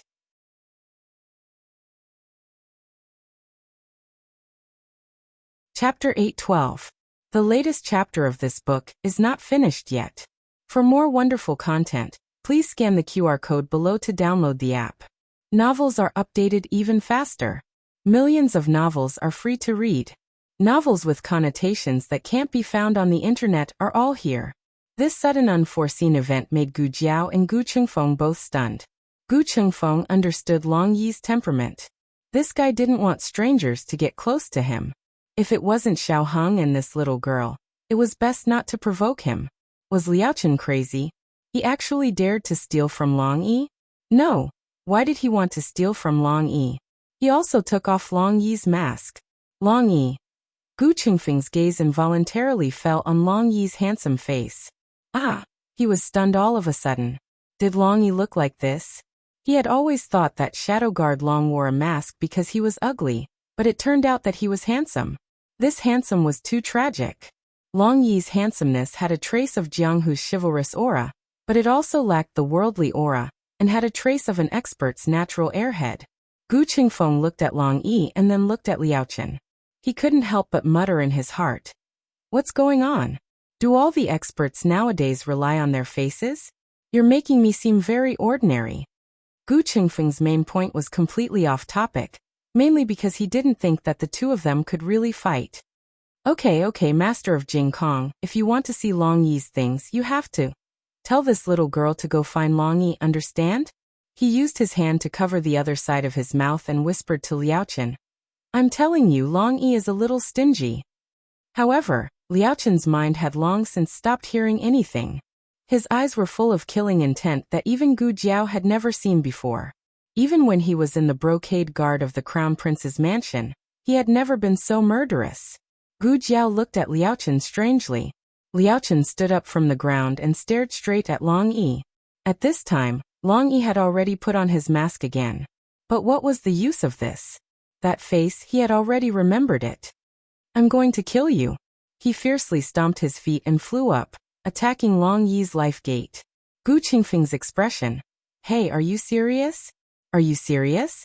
Didn't Long Yi just push you? Was it necessary? You were the one who snatched his stuff first. One was his master from Jing Kong, and the other was Long Yi. It was really difficult to mediate between them. He would never admit that it was because his martial arts skills were too low that he could not persuade him. Liao Chen's all-out attack actually forced Long Yi to retreat several steps. Liao Chen really wanted to kill Long Yi, so he used all of his power. Under this obsession to kill Long Yi, he displayed an unimaginable strength. Long Yi didn't receive the order to kill Lu Chen, so for the time being he didn't have such a big killing intent. Liao Chen closed in step by step. If this continued, both of them would be injured. Stop. Gu Jiao rushed over. Get out of the way. Liao Chen glared angrily. With a flick of his sleeve, he sent out a wave of internal force, shaking Gu Jiao to the side. This attack didn't hurt Gu Jiao, but in Long Yi's eyes, it was Gu Jiao who was attacked. Long Yi's aura suddenly changed. When Liao Chen attacked him again, he didn't dodge. Instead, he met it with a punch. Fist and palm met, and a terrifying wave of internal force exploded on the street. Gu Qingfeng's feet moved, and the sand and stones that had been shattered by their internal force fell to the ground where he had been standing. Liao Chen spat out a mouthful of blood, and Long Yi was slightly injured. If this was a normal fight, Liao Chen wouldn't have been able to hurt Long Yi, but the huge hatred had stimulated all of his potential. He wanted to die with Long Yi. You two leave. He didn't want to hurt the innocent. Long Yi, let's go back, Gu Jiao said to Long Yi. Don't fight with him. Long Yi's murderous aura came and went quickly. If Gu Jiao said not to fight, then they wouldn't fight. Liao Chen's eyes were like torches as he looked at Long Yi's back. He's not allowed to leave.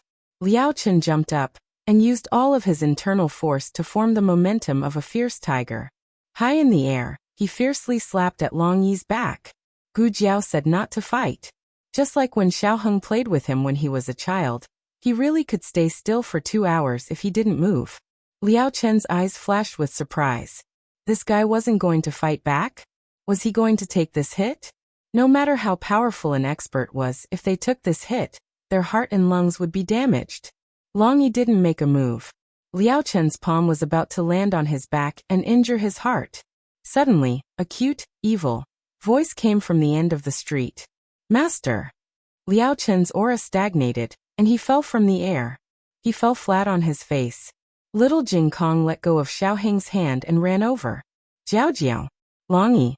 After greeting the two, he turned around, squatted down, and grew a little mushroom beside his master.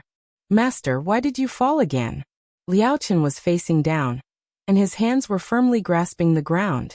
He gritted his teeth and his whole body was trembling. How did I fall? You don't. You know how I fell? Little monk. Can't you live if you don't trick your master? You're an adult. Anyway, I don't have the strength to help you up. Master, you can get up by yourself. After saying that, the little guy decisively left his master and happily went to find Gu Jiao. Liao Chen. A grown disciple can't be kept at home. Gu Jiao rubbed his little head, and looking at Xiaoheng who was walking over, she asked, Why are you here? Xiaoheng raised his eyebrows and looked at the little guy. The little guy shook his head and said, It's not that I want to eat Tonghulu. Now whenever Long Yi saw Xiaoheng and little Jing Kong in the same frame, he wouldn't easily crash.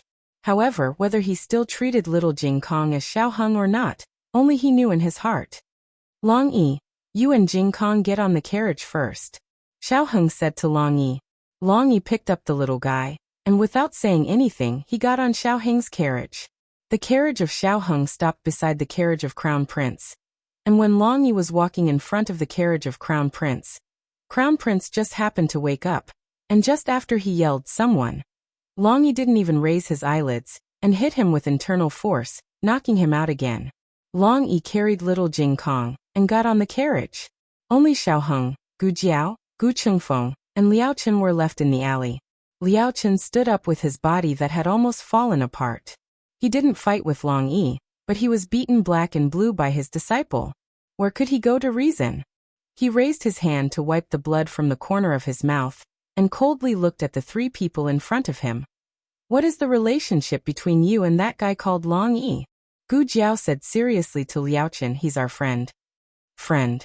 Liao Chen looked at little Jing Kong, who was sitting in the carriage and chattering away. Then, he looked at the Dragon 1 brand humanoid receiver beside little Jing Kong. He clenched his fist and said, A person like him doesn't deserve to have friends. Xiaoheng frowned. Gu Jiao said, You seem to know Long Yi and you know his past. Liao Chen said coldly, Of course I know him. Even if he turned into ashes, I would still know him.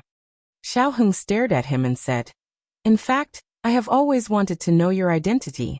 You can't be unrelated to the Xianyuan family, but I couldn't find you in the Xianyuan family's portrait and genealogy. Third Princess and Duke Ongua have also never heard of a person called Xianyuan Zheng. So who are you?" Liao Chen coldly snorted and said, "Who I am is not important. If you still want Jing Kong to live, you better let me kill him." He didn't say that he would let Xiao Heng and Gu Jiao kill him because Gu Jiao said that Long Yi was their friend, so he wouldn't let Gu Jiao make things difficult for him. He would do it himself. Xiao Heng glanced at Liao Chen and said, "You can't kill him." He had watched Long Yi grow up, and his relationship with Long Yi surpassed all other relationships in the world. He absolutely couldn't not stand on Long Yi's side. He would never allow anyone to hurt Long Yi. Liao Chen's peach blossom eyes were filled with monstrous hatred. "I can't kill him tonight, but one day, I will kill him with my own hands." Gu Jiao said, "He doesn't remember the past." Liao Chen sneered and said, "Is that so? Then I'm not surprised. No wonder a cold-blooded killer would become like this. But even if he doesn't remember, he can't erase the sins he once committed. Tell him to be careful. I will take his life." After saying that, he turned and left without looking back. Looking at the empty street corner, Gu Chengfeng patted his chest and said in confusion, "What's going on? Jing Kong's master and Long Yi are mortal enemies?" Gu Jiao and Xiao Heng both looked in the direction Liao Chen left. Gu Jiao said, "It seems he doesn't want to talk about the past." Xiao Heng said with a serious expression, "Because that is his most painful memory." Gu Jiao was puzzled. She looked at him and asked, "Do you know something?" Xiao Heng also looked at her with a gentle gaze. "I just confirmed it. It was just a guess." "Then tell me, I want to hear it." Gu Jiao pulled his hand and said. Xiao Heng gently looked at her and held her hand. "Okay. Gu Qingfeng, hello? Is there someone else here? Can you two not treat me like I'm air? Don't make eyes in front of me." The two carriages moved slowly. The two of them followed beside the first carriage at a leisurely pace. Gu Qingfeng rolled his eyes and sat in the second carriage. Xiao Heng said softly, "It all started with the Xianyuan family more than 30 years ago. At that time, the Xianyuan family was also a military family, but it was not as powerful as it was later." Gu Jiao nodded. "I've heard that the Xianyuan family gradually became powerful under Xianyuan Li's leadership. The Black Wind Camp was also founded by Xianyuan Li." Xiao Heng shook his head. "But that's not the case." Gu Jiao looked at him blankly.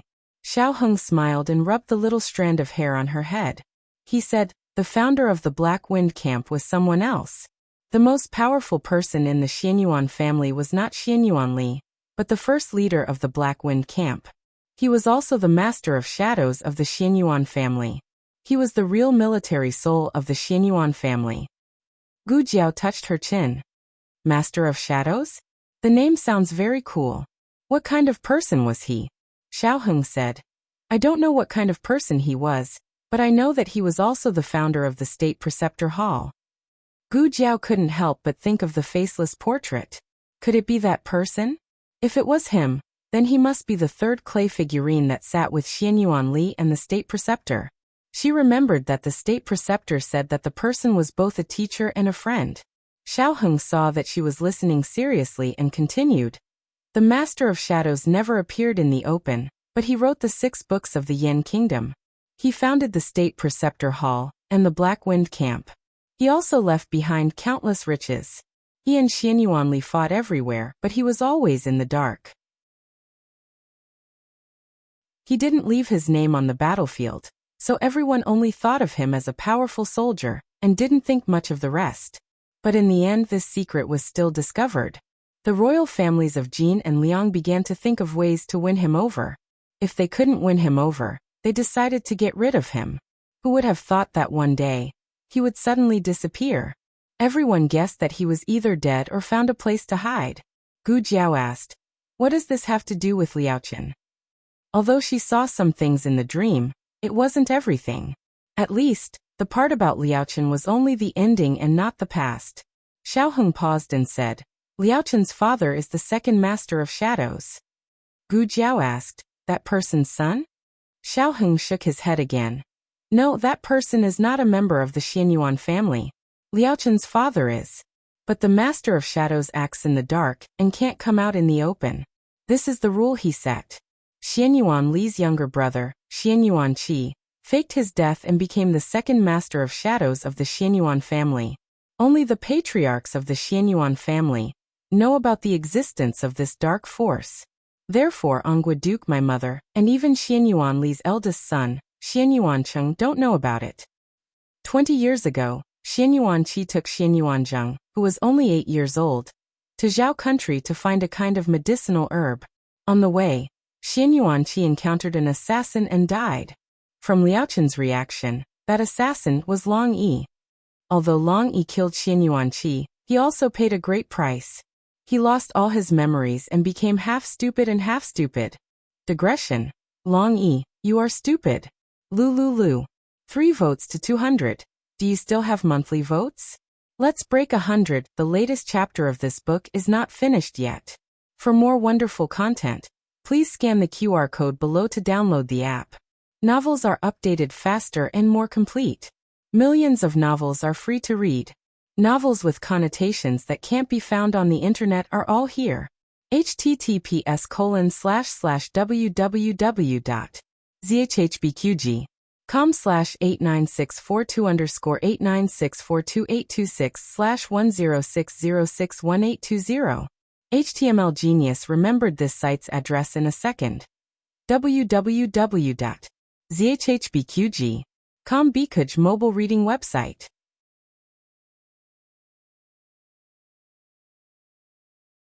Chapter 813. The latest chapter of this book is not finished yet. For more exciting content, please scan the QR code below to download the app. Novels are updated faster.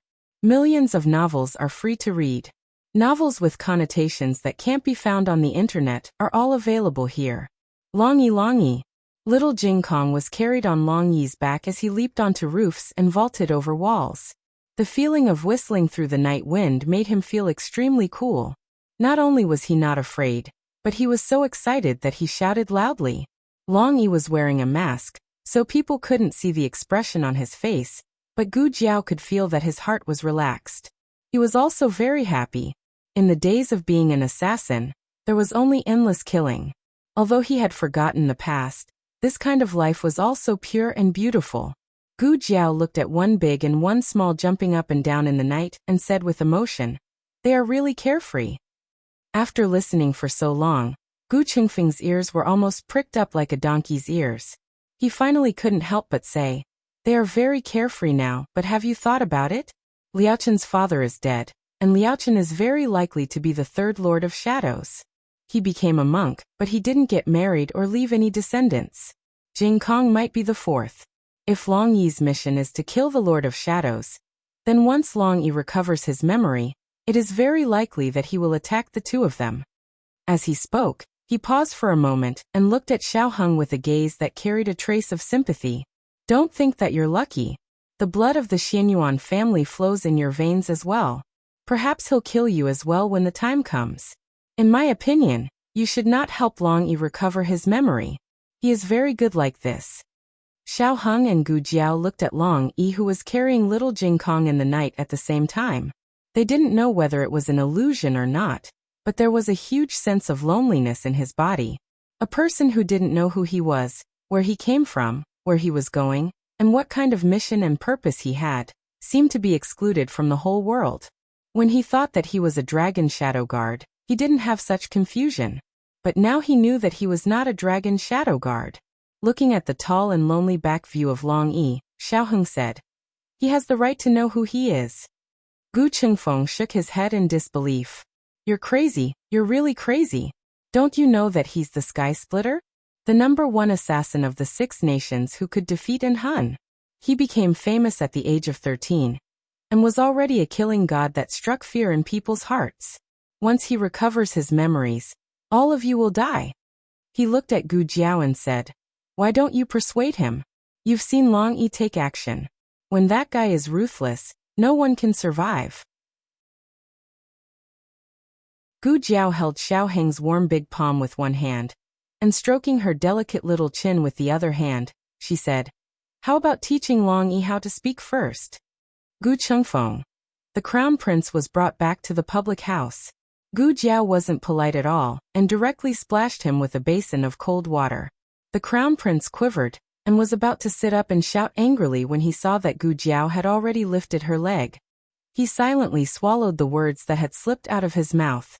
There were only Gu Jiao and Gu Chengfeng in the room.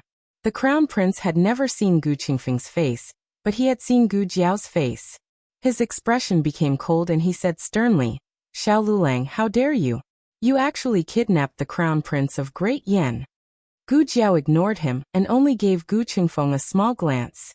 "Quickly take him away, annoying." Gu Chengfeng took the crown prince to the next room. It was already late at night, and everyone in the courtyard was asleep. Little Jingkong also fell asleep on Long Yi's back on the way back. But the monarch was still awake. Gu Chengfeng pushed him into the room and turned around to leave. "You father and son have a good talk. I'm leaving first." He turned around and went into his room. Together with Gu Jiao, he stuck his ear to the wall. The oil lamp in the room was dim, and emitted a faint fragrance of wine and medicine.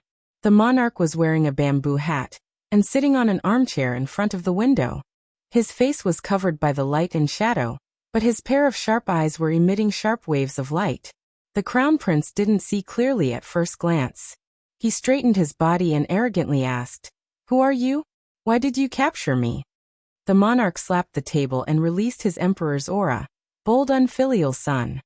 The crown prince was so scared by this familiar shout that his legs softened, and he knelt on the ground. "Father Emperor?" Now that the angle had changed, he could finally see the face under the bamboo hat. Yes, it was his father Emperor. The crown prince asked cautiously, "Father Emperor, did you ask Xiao Lulang to capture me? Where is this? Why did Father Emperor capture me?" The monarch saw the crown prince's confusion, and knew that he didn't know about the real and fake monarch. This meant that he didn't participate in this matter. This knowledge made the monarch feel a little better. The monarch said calmly, "You don't need to know where this is. You just need to remember what I'm going to say to you." The crown prince said respectfully, "Father Emperor, please speak." The monarch said seriously, "Your mother Han conspired to rebel. I was persecuted by her, and was no longer in the palace last night."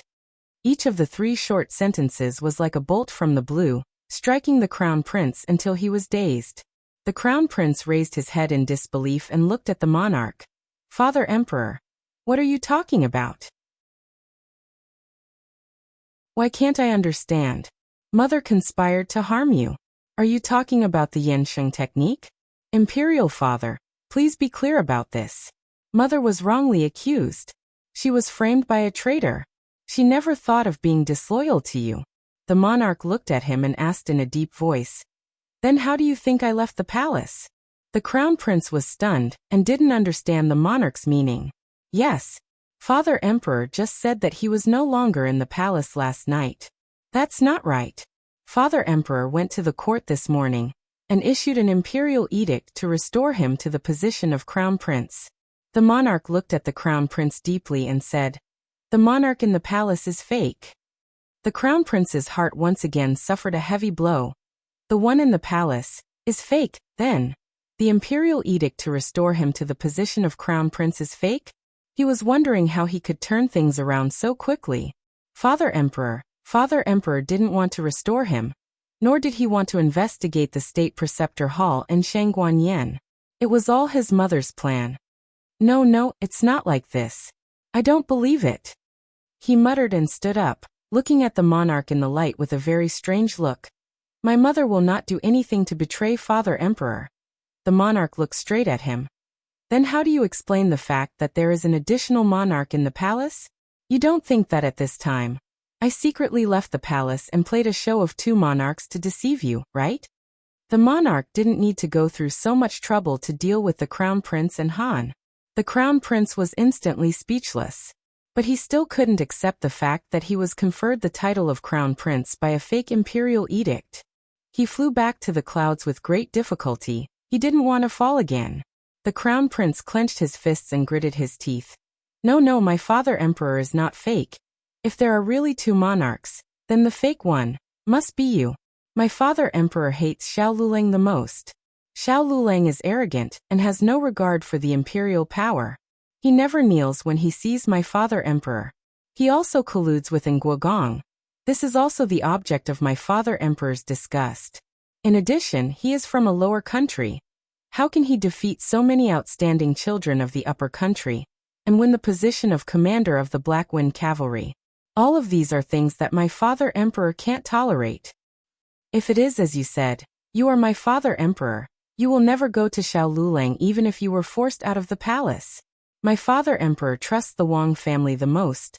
The first person he should go to is Wang Su. You exposed yourself, didn't you? Although I don't know what method Xiao Luleng used to find someone with such a similar appearance and voice to pretend to be my father emperor. A fake is a fake. I advise you not to help the evildoer. Otherwise, with my father emperor's methods, you will suffer a fate worse than death. After hearing the crown prince's eloquent words, the monarch didn't immediately refute. Instead, he fell into silence. The room suddenly quieted down. The crown prince didn't know if it was because his ears were buzzing. He could only hear his heavy breathing and his thumping heart. So in your heart, I am this kind of person. In the darkness, the monarch's disappointed voice sounded. The crown prince's heart skipped a beat. He almost wanted to shout something, but he held it back. The last glimmer of light in the monarch's eyes also dimmed. Even if the crown prince could call him father emperor, he wouldn't be completely disappointed. Look, this was the crown prince that he chose against all opposition. This was the son that he had carefully cultivated for many years. This was the future monarch that he chose for the Yan kingdom. No need to eavesdrop. Come over, he said tiredly. The crown prince was stunned. What eavesdrop? What do you mean come over? What does father want to do? No, he wasn't his father emperor. His real father emperor was in the palace. Gu Chengfeng stepped into the room and grabbed the crown prince's collar. Go you. The conversation with the crown prince made the monarch's heart full of regret. He finally tasted the feeling of being betrayed by his loved ones. It was even worse than he had imagined. Xian Yuanli, if I hadn't betrayed you back then. But there was no if in this world. There were only consequences and results. The crown prince was brought to the woodshed. Gu Qingfeng found a rope and tied him up. The crown prince sat on the chair, unable to move his hands and feet. He looked coldly at Gu Jiao and Gu Qingfeng. What are you doing? Gu Qingfeng held the stick and smiled evilly. The latest chapter of this book is not finished yet. For more exciting content, please scan the QR code below to download the app. Novels are updated faster and more complete. Millions of novels are free to read. Novels with connotations that can't be found online are all available here. https://www.zhhbqg.com/89642_8964286/1060477888. HTML Genius memorized the website address in 1 second. www.zhhbqg.com Bikugo mobile reading website.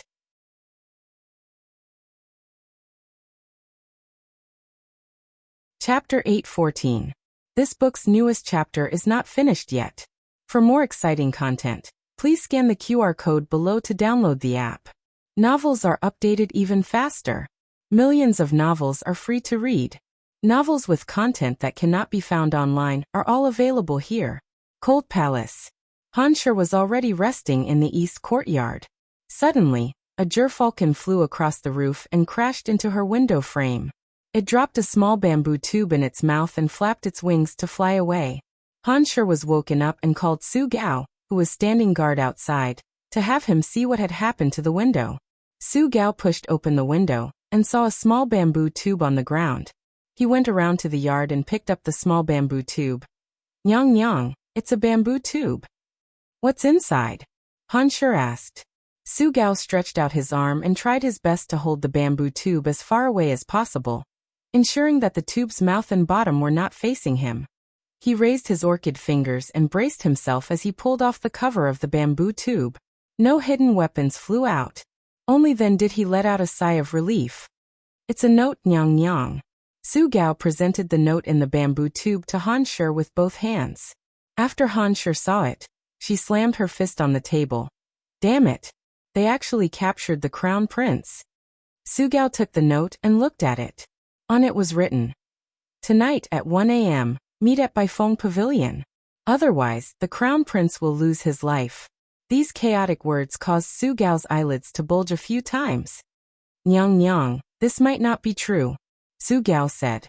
Han Shi calmly said, "This one knows, so you should quickly go to the crown prince's palace and investigate the situation."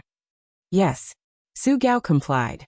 Although Han Shi had been imprisoned in the cold palace, the current ruler was under her control. The guards guarding the palace gates had already been replaced with members of the Han family. It would not be difficult for her and her people to leave. What shocked Su Gao was that the crown prince really was not in the palace. Furthermore, the 10 brocade guards that the crown prince had brought out had all returned. They said that the crown prince had been kidnapped. After hearing Su Gao's report, Han Shi was so angry that the veins on her forehead popped. "Prepare the carriage." At 1 a.m., Han Shi's carriage arrived at the agreed-upon location. Gu Jiao and Xiao Heng were already waiting in the pavilion. Seeing the imperial grandson and Xiao Lulang, Han Shi's eyes turned cold. "It's you?" Gu Jiao shrugged. "Didn't An Hun tell you? I was the one who snatched the throne away from you." Of course An Hun told her, but Han Shi did not expect that the two of them would kidnap the crown prince in the middle of the night. She had knocked the monarch unconscious, and Xiao Lulang had come to snatch him away. The next day, she crowned the crown prince. That night, Xiao Lulang kidnapped the crown prince. Han Shi led Su Gao up the stairs.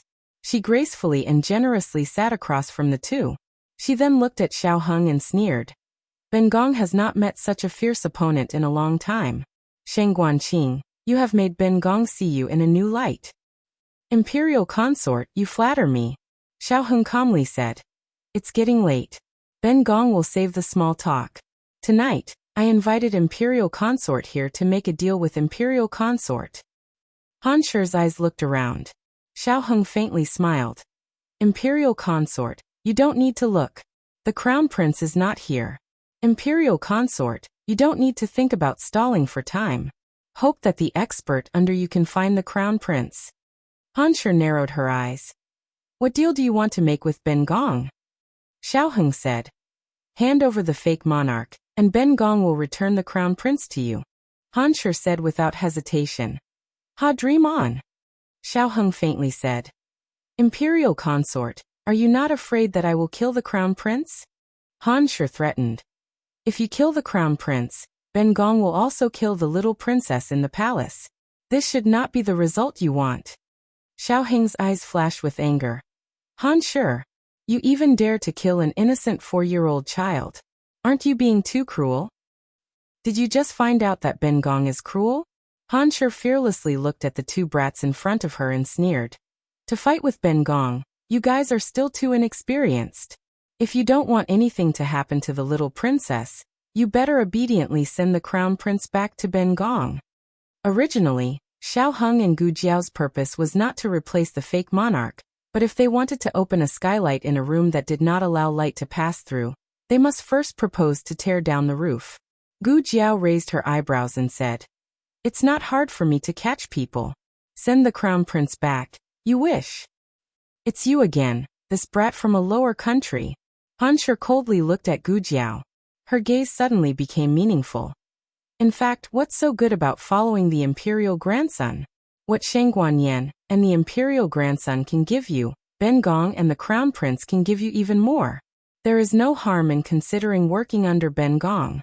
Ben Gong will definitely not treat you unfairly." "Io, is she trying to poach someone right in front of her?"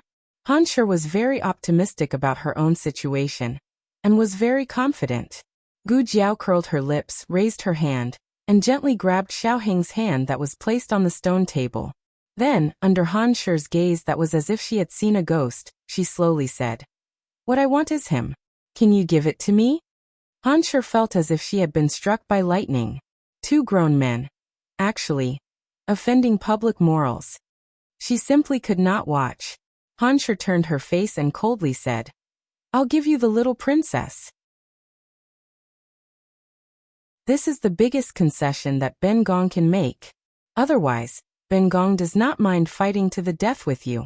She was very clear that Shang Guanqing would not really kill the crown prince. Because if he did, she would definitely kill the little princess. But Shang Guanqing should also be clear that she would definitely not hand over the monarch.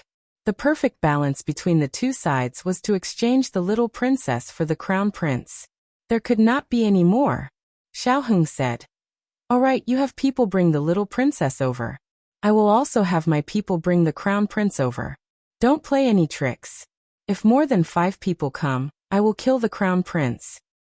This was to prevent Han Shi from bringing soldiers over to suppress them. Xiao Heng calmly and coldly said. Either way, if we die, the little princess will probably not be able to survive in your hands. At worst, we will give the little princess a quick death before we die. It had to be said that Xiao Heng had considered everything. His words were also very convincing. If it really came to that point, whether or not he would kill the little princess was not important. It was good that Han Shi believed that he would do it. Han Shi had indeed planned to have people lead soldiers to surround and suppress them. Who would have thought that the other side would see through it once again? He was the same age as Royal Prince Ming, but he was able to calculate people to such a degree. The younger generation really would surpass the older. Han Shi quietly gave Su Gao a few instructions. Su Gao nodded and complied. Yes, this servant will go and bring the little princess over. What about the crown prince? Han Shi asked Xiao Heng. Xiao Heng said, when we see the little princess, we will naturally bring the crown prince over. 5 o'clock. Su Gao led 3 people to 100 Maple Pavilion. One of them was an Hun, and the other 2 were wet nurse and sleeping little princess. Gu Jiao held an Hun in her bosom and sized him up. He was injured like that by Long Yi, but after 1 day and 1 night, he had almost recovered. Was this the effect of purple grass poison? His physique was truly very valiant. Gu Jiao whistled. Little Jiao went to report. After a quarter of an hour, Long Yi carrying the crown prince arrived at 100 Maple Pavilion. And Han looked at Long Yi who had suddenly appeared, and killing intent appeared in his eyes. Han Shi wholeheartedly wanted to save the crown prince. She didn't want side issues to arise here. Most importantly, she didn't want to accidentally injure herself and the crown prince. Can we exchange now? She indifferently said. First, let the little princess come over. Xiao Heng said. Han Shi hesitated for a bit, then nodded her head towards Wet Nurse. Wet Nurse carried the little princess and walked over. From the beginning, and Han stared at the back of Wet Nurse. If the other party refused to hand over the crown prince, he would kill both of them with a single palm. Fortunately, Xiao Heng didn't act shamelessly. Long Yi give the crown prince to them. Long Yi threw the crown prince in disgust. And Han caught the crown prince. Let's go, Xiao Heng said. Both sides didn't fight. First, both sides were evenly matched. Second, both sides didn't want to accidentally injure each other's people. After Xiao Heng's group left, the crown prince sat on the stool and covered his swollen face. With tears streaming down his face he complained.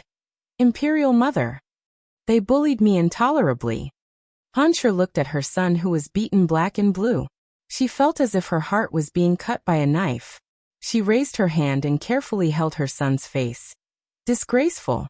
They actually injured my son like this. My son, you can rest assured. Imperial Mother will definitely seek justice for you. But, thinking of something, Han Shi asked again. How did you leave the mansion? The crown prince took out the note from his bosom. When I received this note, I thought it was you, Imperial Mother, looking for me. Han Shi took the note and looked. It was her handwriting. She remembered the matter of Yansheng technique. That letter she found had exactly the same handwriting. Han Shi thoughtfully said.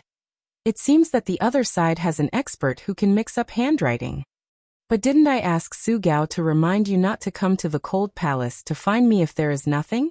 Why would I take the initiative to find you? How did you fall for it? The crown prince said with shame. This son was careless for a moment. Han Shi coldly snorted. I think you became the crown prince again and lost your sense of measure. The crown prince lowered his head and didn't say anything. Hansher said again. After they caught you, what did they say to you? The Crown Prince hesitantly said. They said, Imperial Mother is plotting a rebellion. The Imperial Father in the palace is a fake Imperial Father. Hansher slapped the table. Nonsense. Don't fall for their evil scheme. The Crown Prince quickly said. This son was also thinking this. Hansher opened her mouth and wanted to say something but stopped. She sighed and said, All right, with your injuries like this, quickly go back to the manor and find an imperial physician to take a look. Also, with your injuries like this, you most likely won't be able to attend court. Just rest in the manor for the next few days. The Crown Prince looked at her and asked, Then can this son go visit Imperial Mother? Hansher thought a bit then said, It's best if you don't. In the next few days. The palace is not peaceful. Don't come to the cold palace to find me for now. The Crown Prince said, Then can this son go visit Imperial Father? This son has just been conferred the title of Crown Prince, and hasn't had a chance to enter the palace to thank Imperial Father. Hansher pondered for a moment then said, Wait until your Imperial Father has left court before you go and thank him. But your injuries. The Crown Prince smiled and said, This small injury is not a problem. Moreover, the more injured I am, the more I will not forget to thank him. Wouldn't that move Imperial Father even more? Hansher thought to herself, that was a fake Imperial Father. What would he be moved for? But the art of saving face was for the entire world to see. It was true that he could not slack off. After Hansher sent the Crown Prince back to his manor, she sat in a carriage and returned to the Imperial Palace. The Crown Prince called for a guard and impatiently said, Where is the lantern? Don't you know how to light it? Yes. The guard quickly lit the lantern in front to light the way. The Crown Prince returned to his own courtyard and pushed open a door that was left ajar. The guard asked, Your Highness, are you going to the study? The Crown Prince paused. It's almost dawn. I should not go to the study to work. Return to the room. Be careful. The guard held the lantern and walked in front. After arriving at the upper room, he gently pushed open the door and respectfully bowed. Your Highness, should I call a doctor for you? The Crown Prince placed his hands behind his back and turned around to look at him, saying, No need. There is no need to make such a big fuss over such a small injury. Go rest. Don't wake me up in the morning. The guard was stunned. Yes. Strange. Did the Crown Prince suddenly want to sleep in the morning? That's right. He was old and had come back injured. His body would not be able to handle it. The guard held the lantern and retreated. The Crown Prince closed the door and locked it. He walked back and forth in the exquisite and luxurious room. He grabbed a juicy big peach on the table and took a bite. Is this where the Crown Prince lives? The Crown Prince. To be exact, it was Gu Chengfeng. After Gu Chengfeng finished muttering, he immediately exclaimed in surprise and looked at the peach in his hand. Even the peach is so sweet. To be able to eat iced fresh and sweet fruits in the middle of the night, the Crown Prince of Great Yin Kingdom really knew how to enjoy life. Gu Chengfeng fell onto the bed. That soft and bouncy feeling almost made him scream out in pleasure. He kicked off his shoes and held the peach in one hand. The other hand was behind his head. He crossed his legs again. As he shook his feet and chewed on the peach, he proudly snorted. That stupid woman Hansher. She must still be smug that she is an expert negotiator. She only used a small imperial daughter to exchange for her crown prince. She didn't expect that the one she exchanged for was actually you, Master Feng. This is called giving someone a taste of their own medicine. Thinking of his performance in the pavilion, he sat up and said with incomparable infatuation, My acting is so good that I even fooled my own mother, Madame Han. As expected of me. Digression. It's very late. I'm going to sleep first. During the day, I'll update everyone. While I'm at it, I'll ask for a wave of monthly votes. The latest chapter of this book is not finished yet. For more exciting content, please scan the QR code below to download the app. Novels are updated even faster. Millions of novels are free to read. Novels with content that can't be found online are all available here. https://www. ZHHBQG. com/89642_896422826/1060465117. HTML Genius remembers this site's address in 1 second. www.zhhbqg.com Biku Pavilion mobile reading website.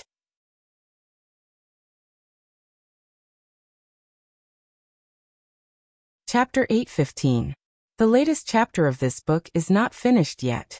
For more exciting content, please scan the QR code below to download the app. Novels are updated faster. Millions of novels are free to read. Novels with content that can't be found on the internet are all available here. Dawn broke in the east, and the first rays of the morning sun appeared. The young commandery princess woke up. Unlike adults, children wanted to stay in bed for a while. The young commandery princess sat up in a daze and climbed down from the bed. Ha! Where is this wet nurse? She walked out of the room barefooted. Looking at the unfamiliar corridor and courtyard, she was stunned. Before she could cry out of fear, little Jing Kong finished his morning practice and came over. Light Shui. The young commandery princess turned around in a daze. Jing Kong. Jing Kong ran over. Seeing her familiar friends, the young commandery princess forgot her fear.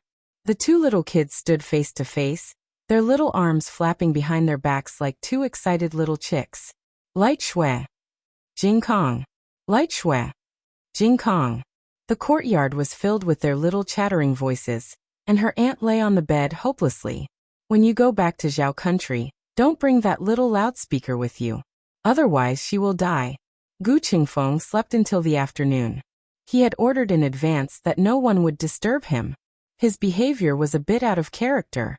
After all, the crown prince always looked very diligent. He often ate and slept late, which was something that had never happened before.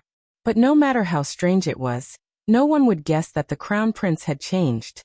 After Gu Qingfeng woke up, he went to the crown prince's study for a while.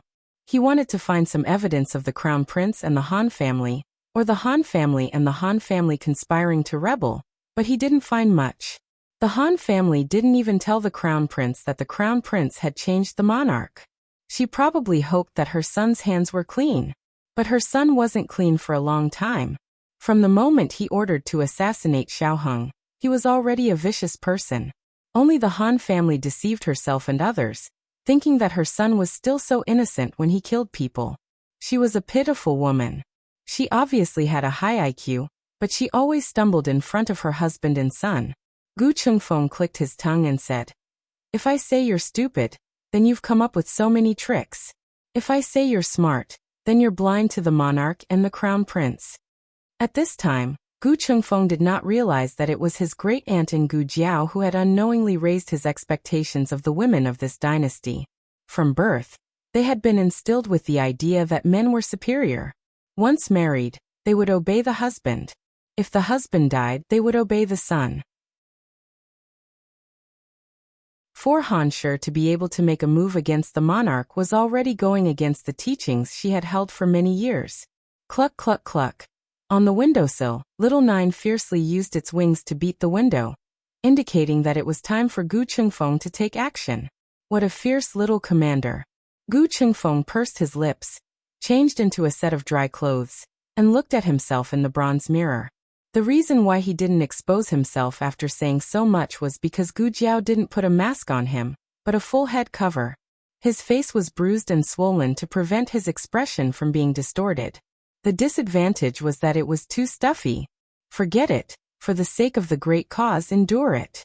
Gu Qingfeng picked 2 brocade guards to follow him into the palace, and also picked 2 eunuchs. The brocade guards could only enter the imperial court, but the eunuchs could be brought into the imperial harem.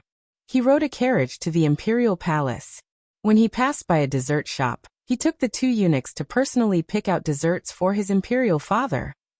When the 3 of them came out of the dessert shop, the 2 eunuchs had been replaced. Regarding the plan to set things right, it didn't have to be complicated or grand to show that they had the means. Sometimes, using the smallest price to obtain the greatest victory was true wisdom. Although the crown prince had a bruised and swollen face, it could be seen from the outline that it was the crown prince. Along with the voice, token, and the eunuchs and brocade guards of the crown prince's residence. No one doubted his authenticity. The fake monarch was in the imperial court. "We're going to the imperial harem?" Gu Qingfeng asked. One of the eunuchs, the monarch, said lightly, "After the imperial court, he will go to the Hall of Harmony." Gu Qingfeng. "Oh. Then he couldn't go to the imperial harem. What a pity." He wanted to properly appreciate the beautiful scenery of the imperial harem of the Yan kingdom. A pair of palace maids passed by not far away. Gu Jiao pressed the monarch's head down. "Can't you act a little more like a eunuch?" She was quite valiant herself.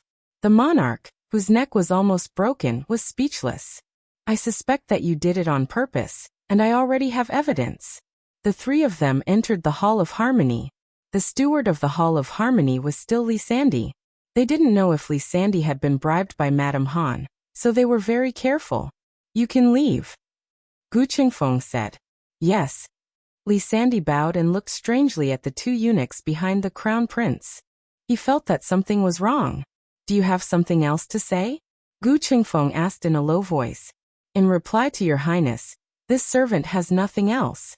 This servant will leave first." Li Sandy retreated embarrassedly. He was already far away, but he couldn't help but mutter. Those two eunuchs looked unfamiliar. Were they the crown prince's new subordinates? Gu Jiao and the monarch were in disguise, but they didn't wear human skin masks, so their faces were unfamiliar with makeup. Gu Qingfeng sat comfortably in a chair, drinking tea and eating snacks. The monarch stood behind him respectfully, the corners of his mouth twitching. He looked at the back of Gu Qingfeng's head and wished that he could give him a big slap. After being the monarch for so many years, who would have thought that he would one day become a little eunuch? Gu Jiao signaled him with her eyes. "Correct me, it's an old eunuch." The monarch's heart was filled with 10,000 arrows. The monarch finally realized how difficult it was to be a eunuch. After standing like this for half an hour, his old waist was about to break. Fortunately, the heavens didn't disappoint the faithful. The fake monarch left court. Li Sandy went to pay his respects to the fake monarch and reported that the crown prince had come to thank him. He was waiting in the side hall. The fake monarch nodded with a dignified face. "I know. Go and tell the imperial kitchen that the crown prince will have lunch in Zhanghe Palace at noon." Listening to this familiar business ability, Gu Jiao and Gu Qingfeng almost thought that the one next to them was the fake one. The monarch gritted his teeth. "I'm real." Gu Jiao. "Oh." Gu Qingfeng seconded. "Oh. What does it matter if you're real or not? Anyway, it's enough to beat the Han family's monarch." The monarch again. The fake monarch entered the side hall. He was followed by the newly promoted eunuch Yu. When eunuch Yu saw the crown prince with a bruised nose and swollen face, he was slightly stunned. "Your Royal Highness, you are?" Gu Qingfeng sighed. "Don't mention it. Last night, I encountered a wave of assassins. Fortunately, I came to the palace today to pay my respects to Imperial Father." As he spoke, he cupped his hands and bowed to the fake monarch. "This son greets Imperial Father." This was the etiquette of the great Yan kingdom, which Shang Guanyin taught him for a long time. The fake monarch nodded with dignity. "Yu Changbua, go and call Imperial Dr. Liang, let him take a look at the crown prince." "Yes." Eunuch Yu turned around and left, leaving Li Sandy and several eunuchs in the Zhanghe Palace to carefully serve him.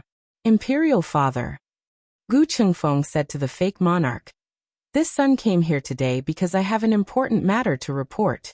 Imperial Father, please dismiss your attendants."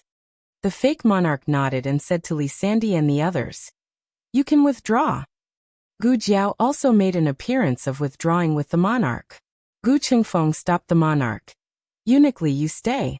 You are an important witness. There are some things that you must personally report to Imperial Father." The monarch was openly left in the side hall. Gu Jiao guarded outside and didn't forget to close the door. Li Sandy smiled. "What's your name?" "I haven't seen you before, but I feel that you are a bit familiar." Gu Jiao curved the corners of her lips.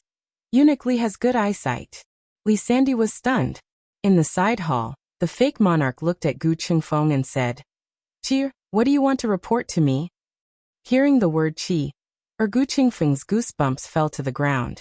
The monarch coldly looked at the fake in front of him, his anger sinking as he said, "Bold traitor! Quickly kneel before me." The prestige of the Son of Heaven shook all directions, the roar of dragons and tigers, nothing more. The fake monarch suddenly froze. Outside the door, Li Sandy looked at Gu Jiao with a dumbfounded expression. You are? Xiao Darren? Gu Jiao only has two voices, her original female voice and a juvenile voice. When Li Sandy heard this juvenile voice, he recognized that it was the former, Xiao Lulang. He looked at Gu Jiao, and then looked at the closed door.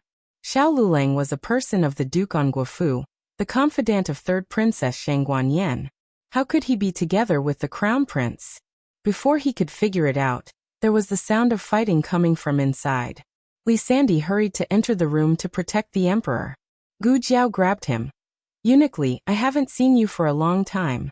Let's talk, don't be anxious." You. Presumptuous. Li Sandy's voice hasn't faded yet. Not far away, Han Sher's stern voice came. Han Sher actually came out of the cold palace. She really couldn't wait. Han Sher was followed by a group of imperial guards. After Han Yi was removed from the position of deputy commander of the imperial guards, Han Fu took the position. He was a collateral descendant of the Han family, but because he was valued by Old Master Han, his status was almost the same as the direct descendants. Han Sher said to the deputy commander on the side, "Quickly go in and protect the emperor." Yes. Deputy Commander Han received the order, and led a large wave of imperial guards to rush into the side hall, surrounding Gu Qingfeng and the real and fake emperor. Han Sher walked over with a smile, looked at Gu Jiao, and then looked at Gu Qingfeng inside the room. "Do you really think that Ben Gong can't even recognize her own son?" As she spoke, her eyes fell on the face of the emperor, who was dressed as a eunuch, and the corner of her mouth hooked up. Ben Gong was worried about not being able to find him. This is really wearing out iron shoes in a fruitless search, but finding it without any effort. "Xiao Lulang, you've been tricked." Gu Qingfeng's heart sank. It can't be right. His peerless acting skills actually couldn't deceive this old witch? Then didn't they walk right into the trap today? If he said that the one in their hands was the real emperor, no one would believe it. After all, he was a fake crown prince. If he said that he brought the real emperor, how could it be persuasive? It's over. It's completely over. They don't have any chance to turn the tables. Han Sher took in Gu Qingfeng's panic, looked up to the sky and laughed. "Xiao Lulang, fighting against Ben Gong, you're still too inexperienced. Today, none of you can think of leaving alive." Gu Jiao faintly tilted her head, crossed her arms and looked at her. "Are you sure? Do you want to turn back and look?" Digression. Third watch, rubbing your hands together, do you still have a monthly ticket? The latest chapter of this book is not finished yet. For more exciting content, please scan the QR code below to download the app. Novels are updated even faster. Millions of novels are free to read. Novels with content that can't be found on the internet are all available here.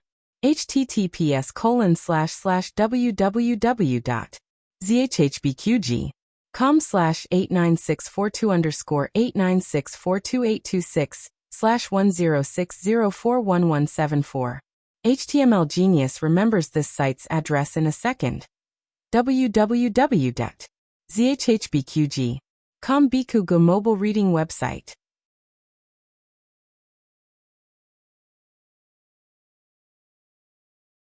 Chapter 8:16.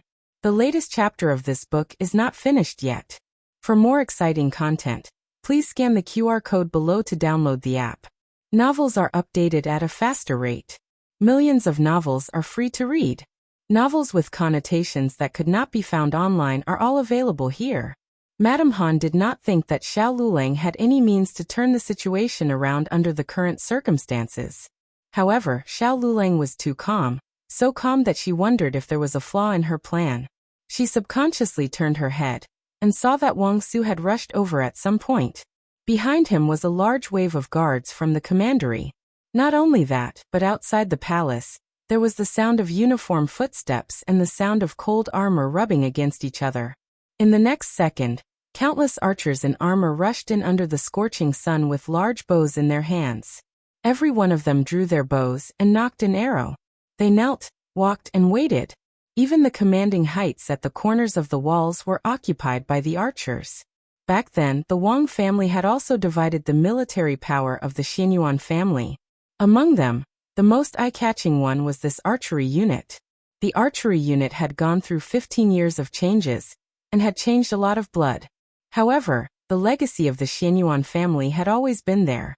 It still had the most well-trained archers in Great Yen.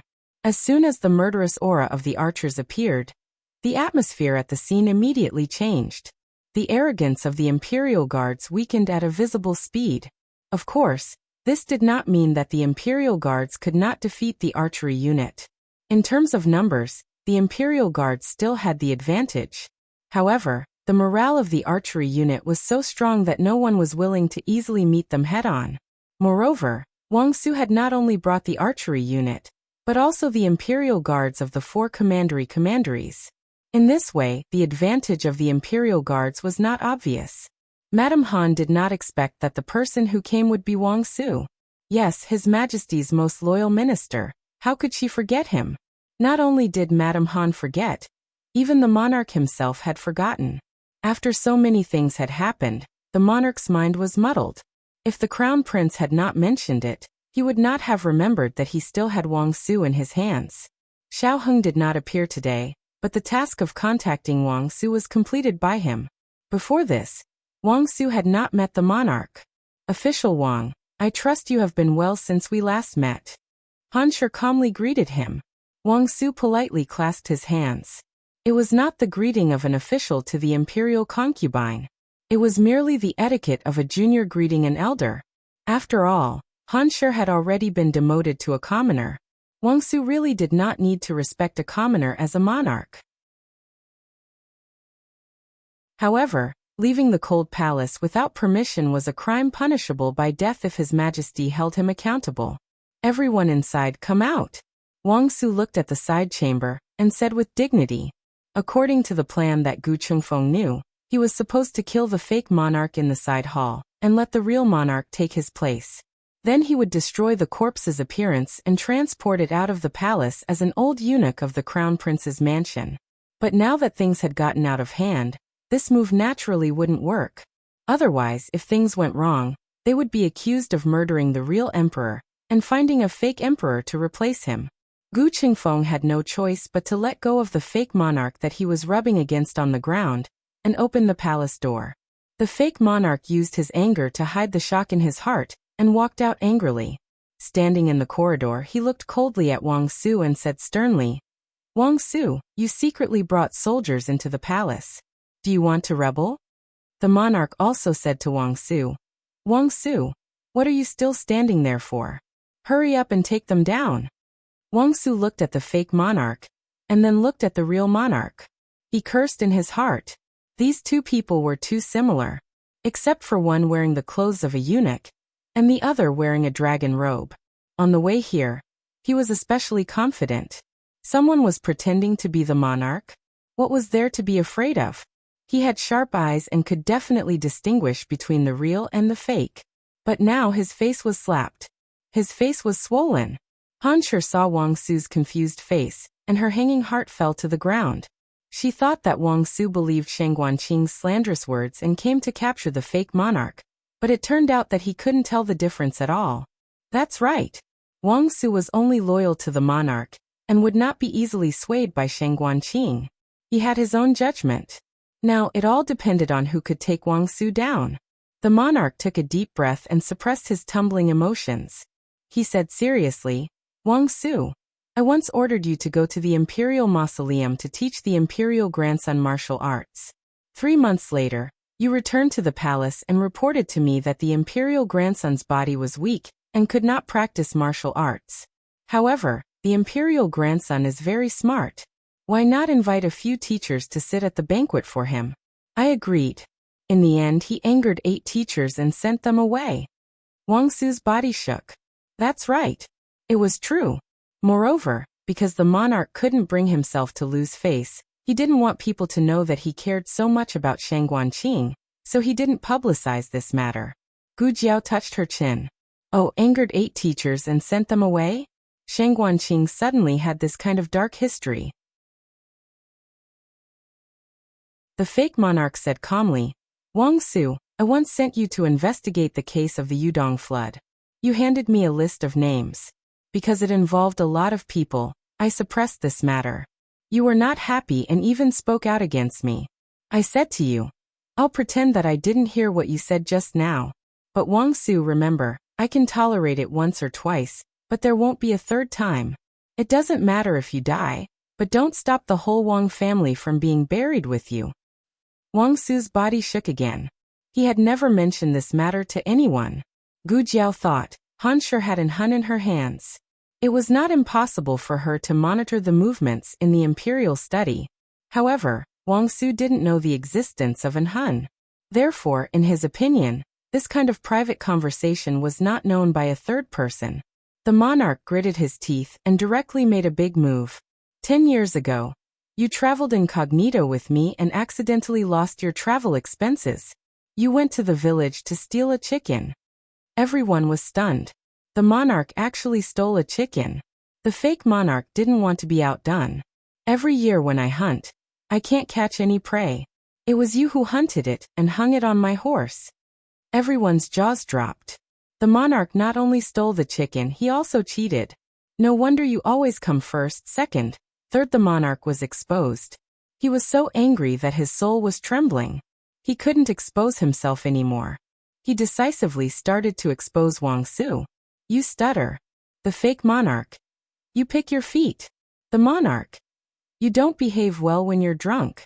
The fake monarch. You don't behave well when you gamble. Wang Su. How did it become exposing my shortcomings? Also, I haven't stuttered for many years. I only stuttered when I first met the emperor. Wait. In a flash, Wang Su had a flash of inspiration and gestured for the two to stop. I remember something. When I was teaching His Highness Zhongsun martial arts in the Imperial Mausoleum, His Highness Zhongsun told me a secret of His Majesty in order to please me by doing less of the horse stance.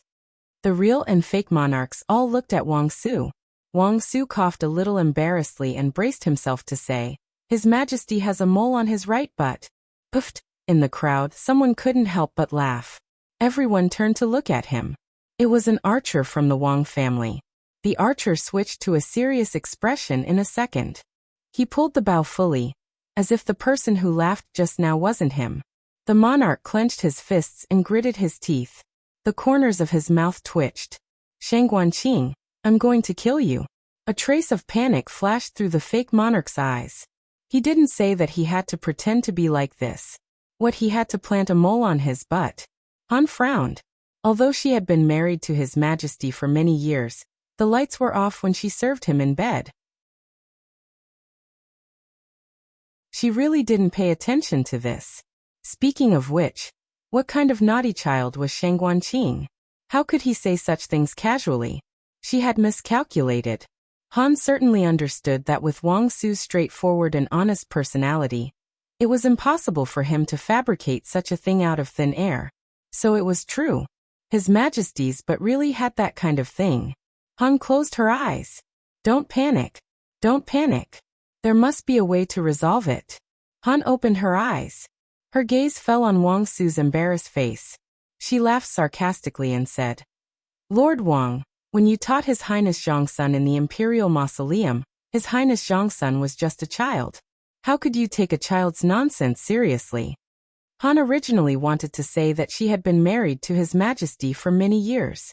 How could she not know if His Majesty had a mole on his body? But if she said this, Wang Su would definitely invite the other concubines. She didn't pay attention, but it didn't mean that the other concubines didn't pay attention. If someone happened to confirm Wang Su's words, the fake monarch would be completely exposed. So she could only insist that Shang Guanqing was young and was talking nonsense. Han sure said with a smile that was not a smile. Official Wang, could it be that you are in cahoots with them? Are you deliberately using this to prove that His Majesty is a fake monarch? Wang Su solemnly said. I'm not in cahoots with anyone. I'm only loyal to His Majesty. Han sneered.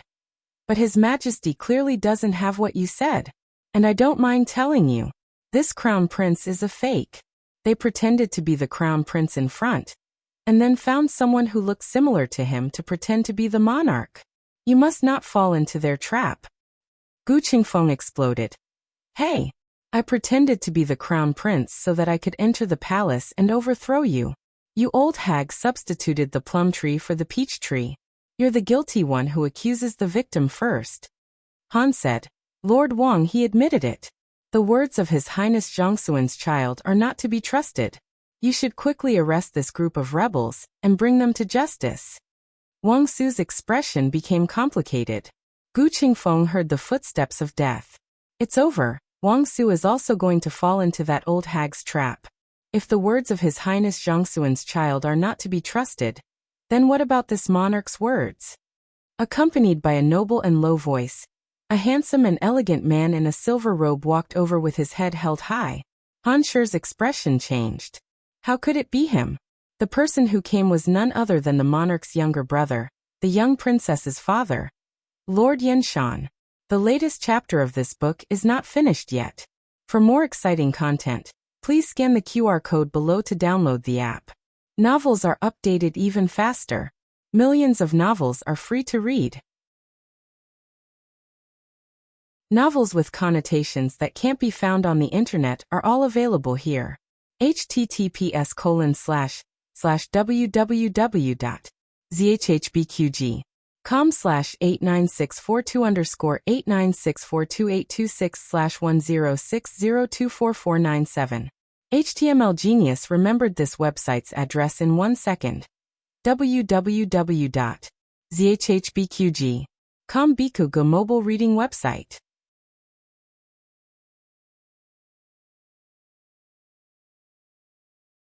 Chapter 817. The latest chapter of this book is not finished yet. For more exciting content, please scan the QR code below to download the app. Novels are updated faster. Millions of novels are free to read. Novels with connotations that can't be found on the internet are available here. This invisible battle was too much for both sides to take in. If it could be said that the monarch had forgotten about Wang Su in a moment of hot-headedness, then Han Shi had neglected Yan Shanjun in a moment of carelessness. She only cared about guarding against Shangguan Yan, Shangguan Qing, and the state preceptor's hall. Why did this happen? First, it was her own negligence. The other reason was that Yan Shanjun was not in Xingdu. Even if he was, his presence was very low. Although he was favored by the king, he built his mansion in the outer city. Was there such a carefree prince? Han Shi's heart flashed with panic. The development of the situation was somewhat out of her control. If she could successfully slander Shangguan Yan and the state preceptor's hall, because she had prepared a witness in advance, what would Yan Shanjun say? He was innocent. Even if she accused Yan Shanjun and Shangguan Yan of being in cahoots, Yan Shanjun could turn around and accuse her of having bad intentions with the crown prince. Yan Shanjun was indifferent to fame and fortune. He never participated in the struggle of the imperial court, but he had a very good relationship with the king. Because of this, his words were often more persuasive. Don't panic, don't panic. Yan Shanjun had no evidence. The worst situation was that both sides would stick to their words. There was still a chance to win. She winked at the fake king. The fake king understood and showed a look of joy. He breathed a sigh of relief. Chinner, you came back at the right time. Chinner is not for you to call me that. The king coldly glared at the fake king, and then he looked at Yan Shanjun lightly. You brat, don't tell me you can't even recognize who your brother is. This. Yan Shanjun scratched his head. Although he was over 30 years old, in the eyes of everyone, Yan Shanjun's temperament was not very mature. Otherwise, he would not always leave his daughter and go out for a stroll. He smiled. You two look exactly the same. Your voices and aura are also similar. It's really difficult to distinguish the real from the fake. But the mole that Wang Su mentioned. The fake monarch said unhurriedly, China, you don't know. I was injured a few years ago, and it happened to be there. That mole is gone. These words were very serious. Wang Su had taught Shangguan Qing martial arts several years ago. Since it was said at that time, it had been a long time since then. He had been injured a few years ago. With the help of the top-notch recovery medicine from the Imperial Preceptor Hall, it was not difficult for him to treat his wounds until they were invisible. As for when Yen Shanjun saw this mole, it was before Yen Shanjun left the palace to build his mansion. After that, Yen Shanjun didn't return to the palace for more than 10 years. The fake monarch sighed. Because the injury was not in the right place, I ordered the imperial physician to keep his mouth shut. If Chun does not believe me, you can call Imperial Physician Liang over. This Imperial Physician Liang was one of Madame Han's people, so he would definitely make a false witness for him. Han sure was very satisfied. This puppet still had some skills of its own. The fake monarch's mocking gaze fell on the real monarch's face, and he said with a strong aura, "You didn't expect it, did you? My mole is long gone. Even if you use some unknown method to get an identical mole on your buttocks, it only proves that you are a fake who came to impersonate me." "Well, I'll interrupt you." Yen Shanjun raised his hand and said to the fake monarch, "My imperial brother originally didn't have a mole on his buttocks." The fake monarch was stunned. What? No mole? This time, not only was he surprised, even Wang Su was confused, but His Highness Zhongsun personally told me that your majesty had a mole on his right buttocks. Yen Shanjun looked at him strangely. You believe the nonsense of a child. Wang Su, who was choked into a mute in a second. To be honest, the monarch really didn't have a mole on his buttocks, so the monarch was angry. How did that brat Sheng Guanqing make up stories about him? Just to avoid a horse stance, a mole grew on his buttocks. Then what if he encountered other training? Would he grow sores on the soles of his feet? This indecent little thing. How many stories did he make up about him behind his back? When he came back, if he didn't beat him to death, the heavens wouldn't tolerate it.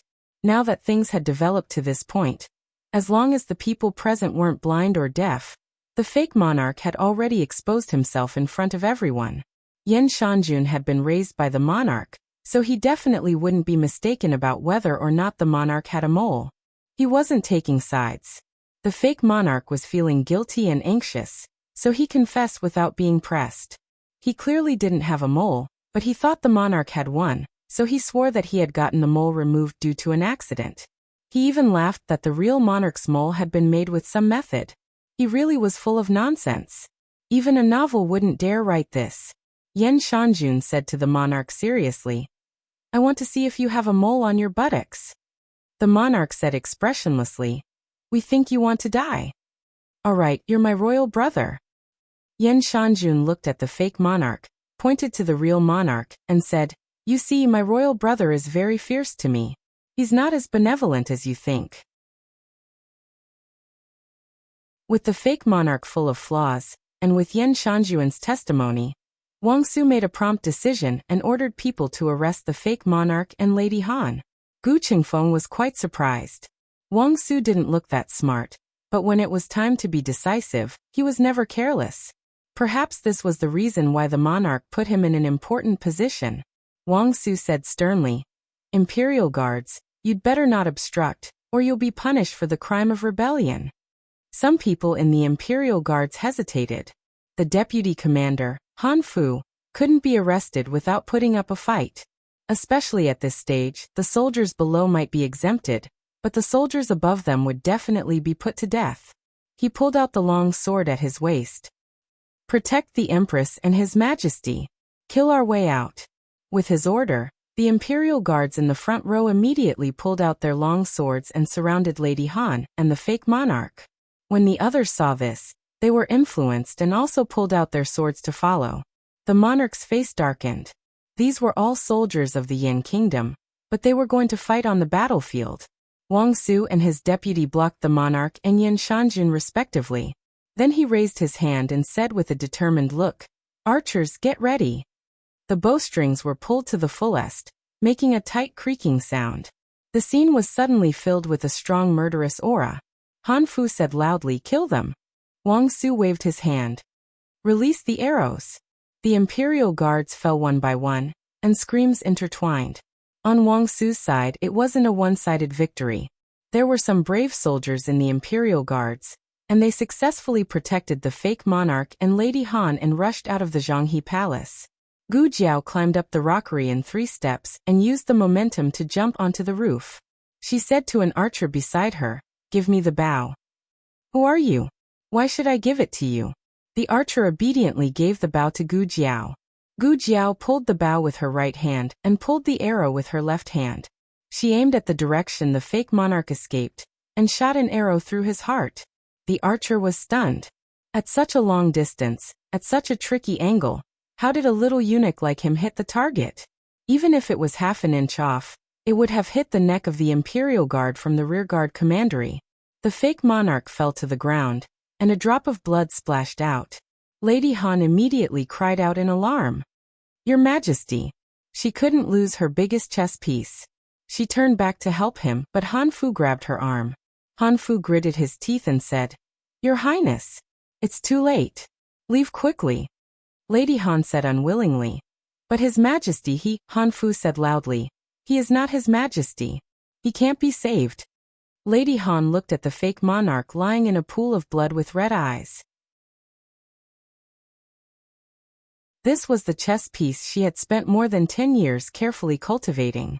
How could he be so easily destroyed? She didn't even have time to use him properly. She didn't want to. She didn't want to.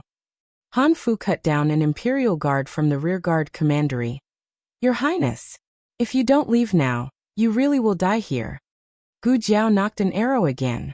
The bowstring was pulled to its limit, making people feel like it would break at any moment. The archer to the side even held his breath. Most archers used a 1-pickle bow. Divine archers used 2 pickles, but this bow was nearly 3 pickles. How could someone pull it to this degree? How much strength did this require? Gu Jiao aimed at Lady Han. There were too many people on her side, so she would always inadvertently block Lady Han. Gu Jiao closed one eye and suddenly shot an arrow up. Where was this little eunuch going to shoot? The archer quickly looked over and saw that the arrow had snapped a tree branch. The tree branch snapped with a snap and landed squarely on Han Shi's body. "Ah!" Lady Han gave a pitiful cry and was smashed to the ground by the branch. "Your Highness!" Han Fu dealt with the surrounding Imperial Guards while moving closer to Lady Han. The archer had already stopped wondering why a little eunuch knew how to shoot arrows. He obediently handed over an arrow. Gu Jiao shot an arrow at Lady Han's head. Ka! A sword light slashed out, forcefully cutting off the arrow that Gu Jiao shot out. It was an Hun. An Hun pushed aside the tree trunk that was pressing down on Madame Han, and pulled out 2 arrows that were stuck in the corpses of the Imperial Guards. He suddenly turned around and threw them at Gu Jiao. The newest chapter of this book is not finished yet. For more exciting content, please scan the QR code below to download the app.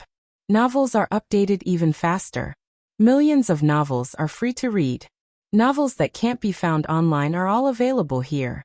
https://www.zhhbqg.com/89642_8964226/1060229181.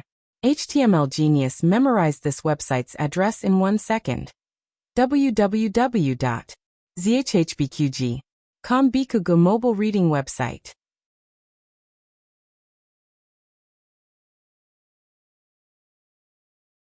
Chapter 8:18.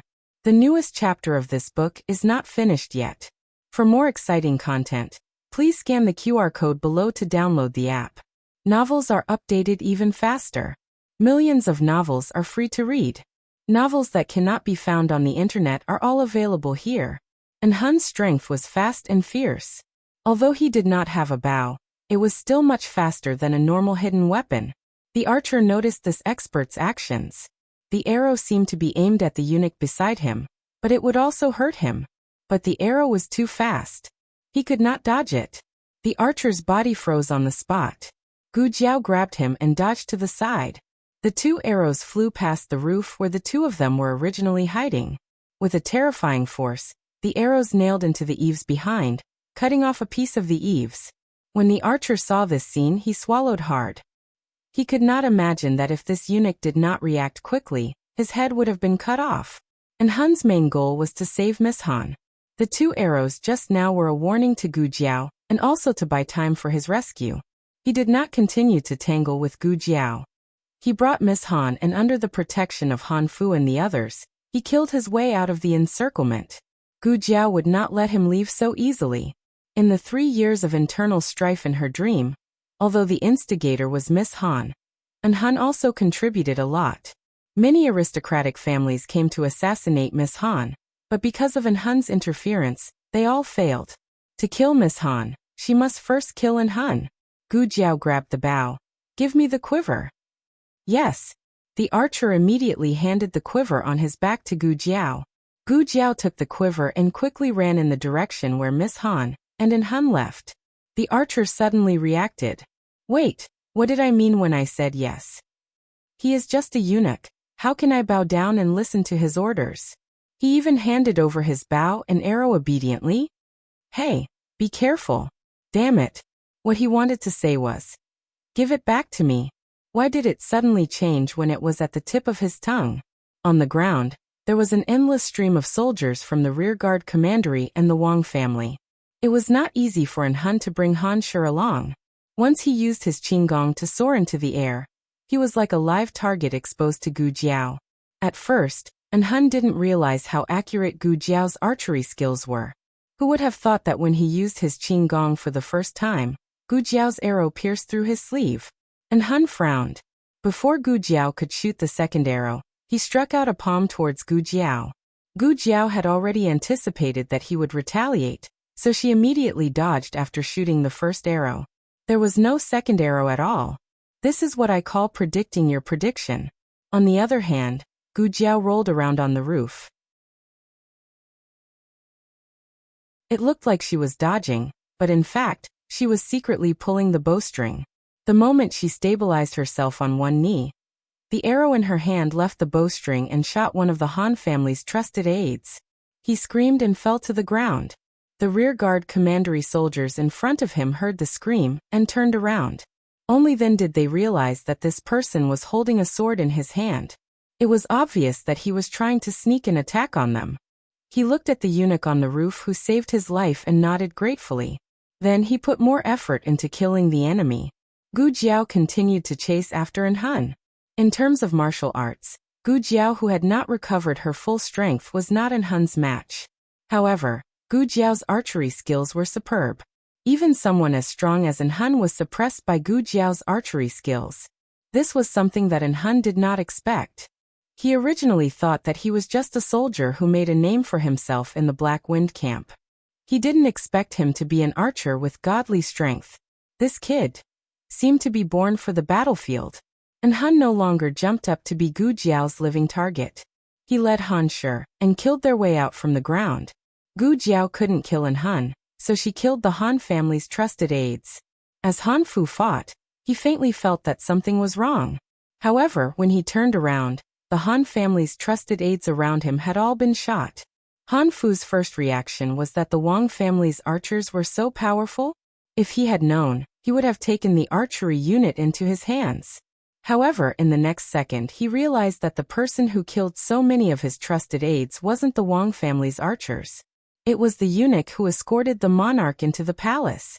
Sweat dripped down and washed away the disguise on Gu Jiao's face. Han Fu saw the red birthmark on the left side of her face. His eyes trembled. Xiao Lulang. As a trusted aide of the Han family, he gritted his teeth at the new commander of the Black Wind camp. Not only did he see the real person during the selection, he also saw Gu Jiao's portrait in private. This kid was the nightmare of the Han family. After Han Fu injured an imperial guard with his sword, he planned to chase after Gu Jiao. Gu Jiao ignored him. She was no match for him. Wang Su flew up and blocked Han Fu with his sword. Surnamed Han, don't even think about escaping.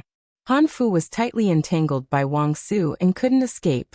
The two of them crossed swords and soon, they were engaged in a bloody battle. The imperial guards of the rearguard commandery and the Wang family's archery unit were almost one-sided against the imperial guards led by Han Fu. Gu Jiao wasn't worried about the situation in the palace. She directly chased after Han and Han Shi. She chased out of the palace. The Black Wind King was already waiting outside. She grabbed the reins and nimbly jumped onto the horse. The Black Wind King chased after Han's aura. and Han didn't choose to enter the bustling streets. Instead, he turned into an old street with few people. It didn't look good for hiding, but it was easier to escape because the roads were clear. When Gu Jiao chased Han to an abandoned winery, she and the Black Wind King clearly felt an unusual murderous aura. Gu Jiao tightened the reins and the person and horse came to a stop. The surroundings were very quiet. Even the sound of the wind seemed to have stopped. Gu Jiao could clearly hear her and the Black Wind King's breathing. Suddenly, there was a sudden movement from the east. Gu Jiao quickly drew her bow and aimed at the east.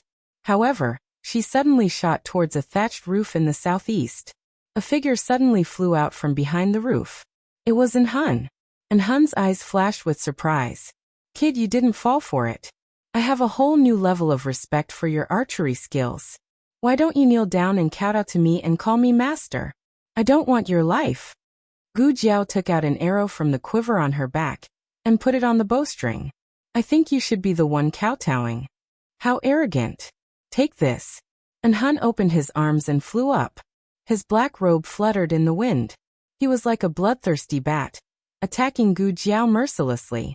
Gu Jiao sat on the horse and didn't dodge. And Han's eyes flashed with surprise, but he didn't stop. Seeing that he was about to hit Gu Jiao, a fist suddenly appeared from behind Gu Jiao and collided with Han's palm. And Han's arm went numb. He frowned and somersaulted in the air and landed outside the winery. When he saw the other person's appearance, he snorted coldly. "It's you again." Long Yi stood in front of Gu Jiao and looked at him expressionlessly. And Han sneered. "You really don't remember anything. You don't even recognize me." He looked at Gu Jiao and said to Long Yi again, "Don't be fooled by this group of people. You and I are in the same camp. I am your senior brother. You failed your mission that year. If I were you, I would obediently go back and ask for forgiveness. Get out of the way and don't interfere. I can pretend that you didn't collude with the people of Zhao all these years. When I go back, I won't expose you." Long Yi didn't get out of the way, and Han's eyes darkened. "It seems that you refuse a toast only to be forced to drink a forfeit. Do you really think that I can't beat you? You look down on me too much." As soon as he finished speaking, he suddenly activated his whole body's internal force. Gu Jiao was very sensitive to the aura of death soldiers. She clearly felt that Han's aura was much stronger than before. How could he improve so quickly in just a few days?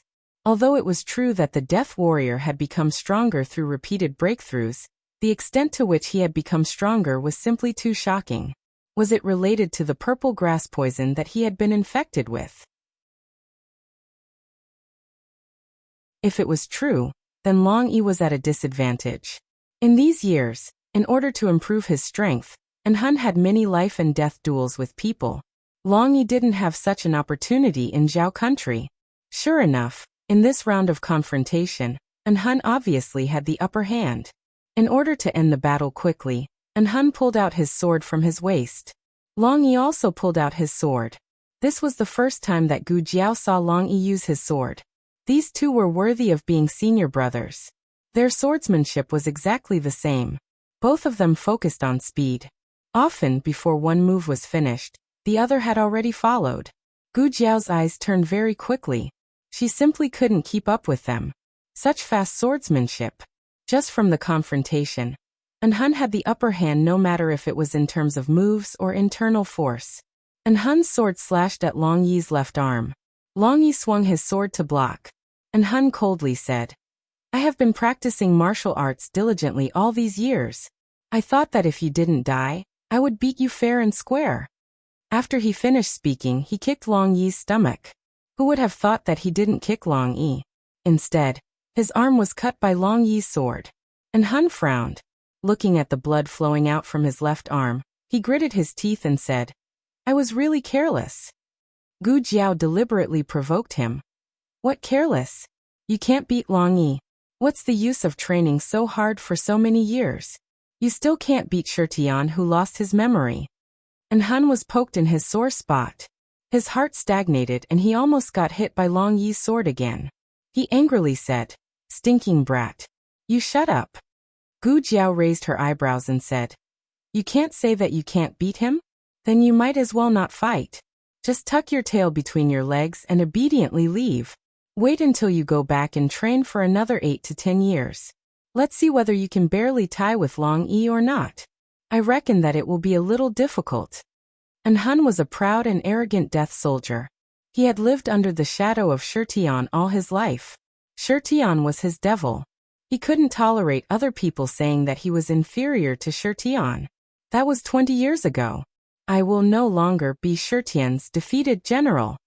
And Hun gritted his teeth and said the last sentence. He circulated his internal force and stabbed his sword towards Long Yi's heart. However, he was disturbed too much. His breath was unstable. Long Yi had already seen through his move. Long Yi swung his sword backhandedly and sent his long sword flying. This sword was the beginning of all nightmares. And Hun was thoroughly enraged. His malicious eyes were filled with blood chi. His breath began to change. Gu Jiao was too familiar with this breath. And Hun he was about to lose control. The state preceptor said that people who were poisoned by purple grass poison would more or less lose control. Usually, it was in a life and death situation. However, there were exceptions. Gu Jiao frowned. This guy. Is he planning to perish together with Long Yi? The Black Wind King also instinctively sensed danger, and his muscles tensed up without batting an eyelid. And Hun suddenly pounced on Long Yi. He snatched his sword and sent him flying to the ground. He quickly flashed to Long Yi's side. He grabbed Long Yi's lapel and punched Long Yi's body again and again. Each of his punches carried a terrifying amount of internal force. Gu Jiao heard the sound of bones breaking. Long Yi was completely suppressed by an Hun who had lost control. What was even more frightening was that Gu Jiao also felt the change in Long Yi's breath. She didn't know whether it was because of an Hun's breath or because of her instinctive protection. Long Yi was also about to lose control. Long Yi looked at an Hun with bloodshot eyes. Every punch that landed on his body seemed to be prying open the shackles that were suppressing his killing intent. Gu Jiao's eyes turned cold.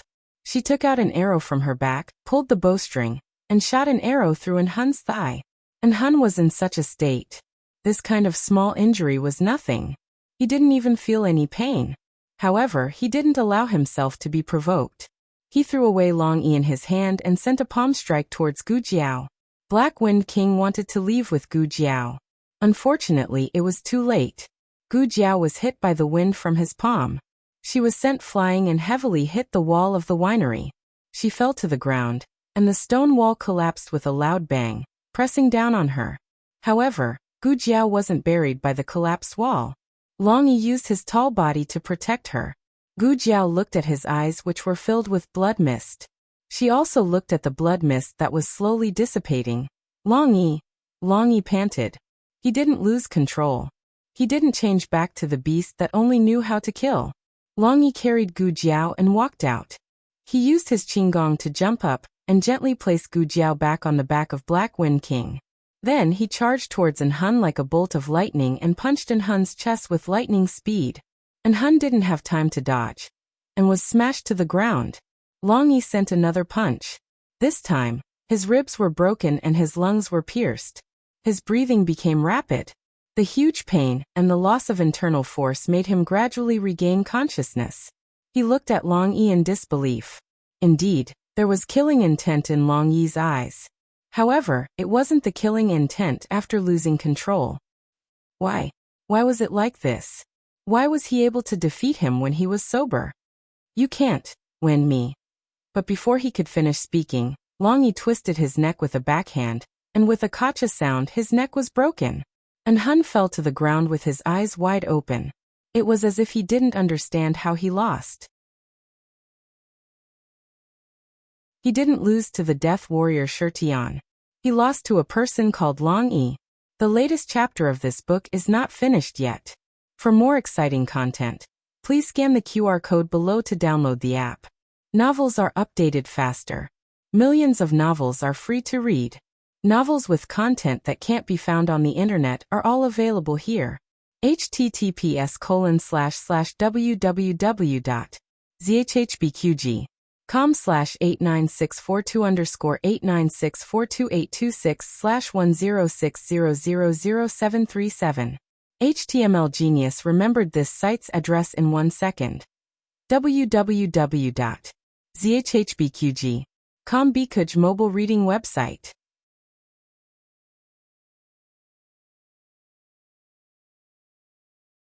Chapter 819. The latest chapter of this book is not finished yet. For more exciting content, please scan the QR code below to download the app. Novels are updated faster. Millions of novels are free to read. Novels with connotations that can't be found on the internet are all available here.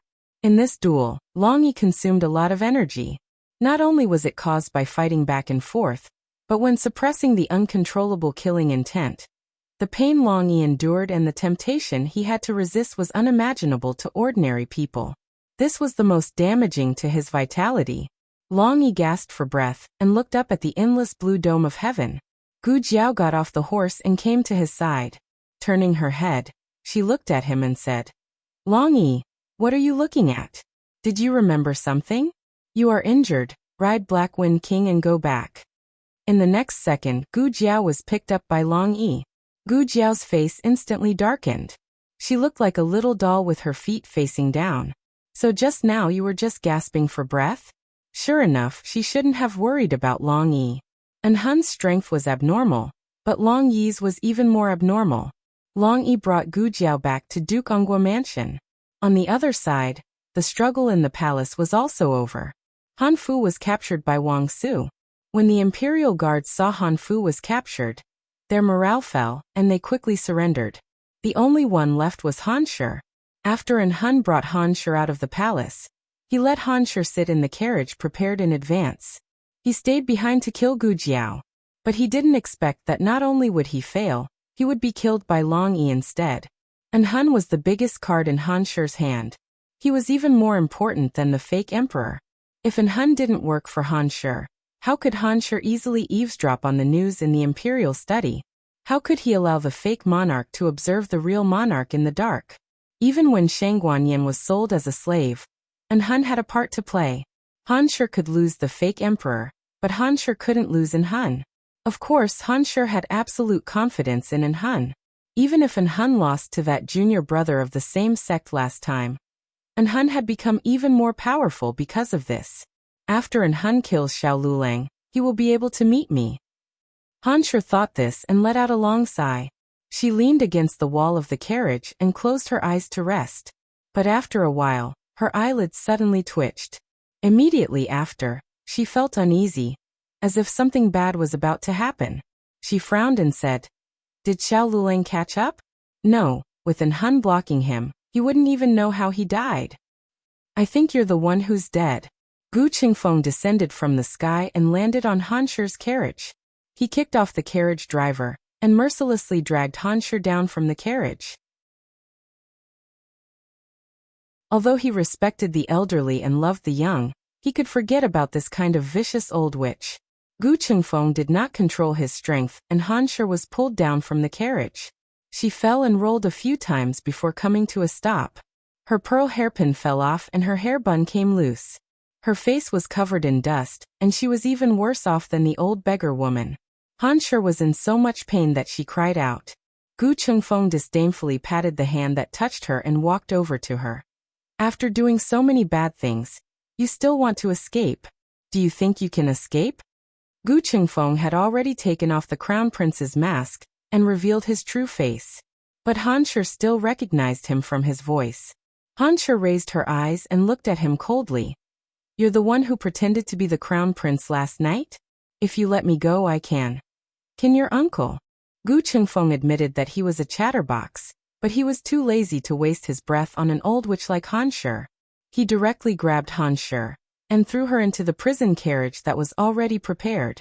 Han Shi sat in the prison carriage and her hands tightly gripped the wooden planks. "You will regret it." Gu Qingfeng rolled his eyes and hit her mute acupoint with 2 fingers. "You're about to die and you're still talking nonsense. I can't deal with you." Han Shi was taken back to the rearguard commandery, and the change in the palace came to an end. Zhang Dequan was summoned back to the palace and cleaned up the mess of the war between Zhanghe Palace and the foreign court with the 12 supervisors. With such a big thing happening, the foreign court and aristocratic families were all alarmed. They all rushed to see the king, but the king did not receive any of them. The king ordered the court to be adjourned for 3 days, and let the Supreme Court and Ministry of Justice investigate together. Investigate what? Naturally, it was to investigate Han Shi, the crown prince's residence, and the Han family. How many shameful things did they do behind the scenes? Lock up the Han family and the crown prince's residence. Not even a fly is allowed to leave. What was the original commander of the Imperial Guards doing? He actually let a deputy commander take away half of the troops, punish him severely, and take back the Han family's command seal. The king issued earth-shattering orders in the imperial study. The various offices did not dare to be negligent and carried out their duties without stopping to complete the tasks given by the king. The moment they walked out of the imperial study, everyone understood that the Han family, which had been standing for many years, was about to fall. After 15 years, Chengdu once again welcomed a change in power. The top 10 aristocratic families were about to be reshuffled again. As the saying goes, seeing him rise, seeing him entertain guests, and seeing him collapse. Once the Han family fell, the military power was bound to be divided. However, whether the aristocratic families were complacent or grieving for the loss of their own kind was unknown. In the duke's residence, Gu Jiao was very happy, and Han was dead and Han Shi was captured. This meant that the 3 years of internal strife would not happen again. The wheel of fate quietly turned from this moment on. Next would be the external battles with the Jin nation and the state of Liang. It would be best if they could also avoid it. Young master, Prince Zhangsun. Gu Jiao was treating Long Yi's injuries when manager Zhang hurriedly entered the courtyard. He found Gu Jiao and Xiaoheng in Long Yi's room and saluted. His Majesty's order came from the palace, asking young master and Prince Zhangsun to go to the palace immediately. Gu Jiao wrapped the last bandage on Long Yi's body and told him not to move. Then, she entered the palace with Xiaoheng. In the imperial study, Shang Guanyan and Yin Shanjun were also there. Just now in the Zhanghe Palace, Gu Jiao was fully vigilant against an Han who could appear at any time, so she did not pay much attention to the little princess's father, Yin Shanjun. Now that she was in the mood to look at him, Gu Jiao found that he was a real beauty. Yin Shanjun was the son that the Empress Dowager had given birth to for the late emperor. He was younger than the monarch by almost 60 years. He was in his 30s this year, but perhaps because he had nothing on his mind, his eyes had the innocence and clarity of a young man. This made him look younger than his actual age. He had 2 big walnuts in his right hand, looking handsome and elegant. In addition, Gu Jiao also noticed a detail. His eyes were amber, lighter than ordinary people's eyes. You are the first person who dares to stare at me like this. Yin Shanjun smiled and put his face in front of Gu Jiao. How is it? Am I good looking? Oh, not as good looking as him. Gu Jiao pointed at Xiaoheng. Yin Shanjun. He was shocked. The king faintly glanced at the two and said, Okay, I called you here for a serious matter. Yin Shanjun quickly adjusted his expression and became serious and solemn. It seemed that this younger brother was still in awe of the king. Shang Guanyin did not sit in a wheelchair today. Did they not need to disguise themselves? The first thing. The king looked at Shang Guanyin and said, Where is Shang Guanqing? Shang Guanyan's expression stiffened. She blinked guiltily and pointed at Xiaoheng. Isn't he right here? The king slapped the table with a cold face. Do you really think that I can't recognize my grandson? Shang Guanqing doesn't eat fennel. Oh, fennel. There was such a thing. The cook of the House of Duke would put fennel in the dishes. So it was the filling that was exposed in the past 2 days. The king stared at Shang Guanyin with disappointment. You as a mother, don't even know such a small thing. Shang Guanyin felt wronged and whispered. I also didn't make fennel for him. How can I afford to eat such expensive spices? It was very hard to live in the imperial mausoleum, okay? Yin Shanjun looked at Xiaoheng. Isn't that Qing'er? They really look alike. The king looked at Xiaoheng with heavy eyes. Who are you? Yin Shanjun was also very curious about Xiaoheng's identity. He didn't avoid his eyes and waited for Xiaoheng's answer. Xiaoheng said calmly, Who I am is not important. Your Majesty only needs to understand that everything is a temporary measure. The third princess and the Crown Prince's eldest grandson are deeply persecuted by the Crown Prince's residents, the Han family, and the Nangong family. They had no choice but to do this. The real imperial grandson is very safe. When everything calms down, the third princess will take him back to Xingdu. The king took a deep look at Xiaoheng. His hand on the armrest clenched a little. It doesn't matter who you are? Yes. You don't want glory and wealth. I don't want. You don't want power and fame. I don't want. Xiaoheng looked straight into the monarch's eyes. There was not a trace of evasion in his gaze. He was magnanimous and spoke from the bottom of his heart. The king swallowed the words that were about to come out of his mouth. The king angrily picked up the tea on the table and took a sip. Gu Jiao glared at the king fiercely. You're fierce to my husband again. Try being fierce again. I'll beat you.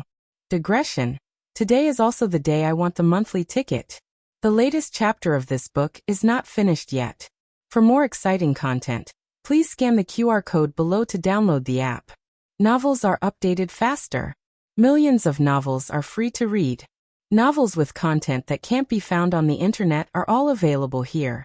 https://www.zhhbqg.com/89642_8964286/10600073. HTML Genius remembers this site's address in a second.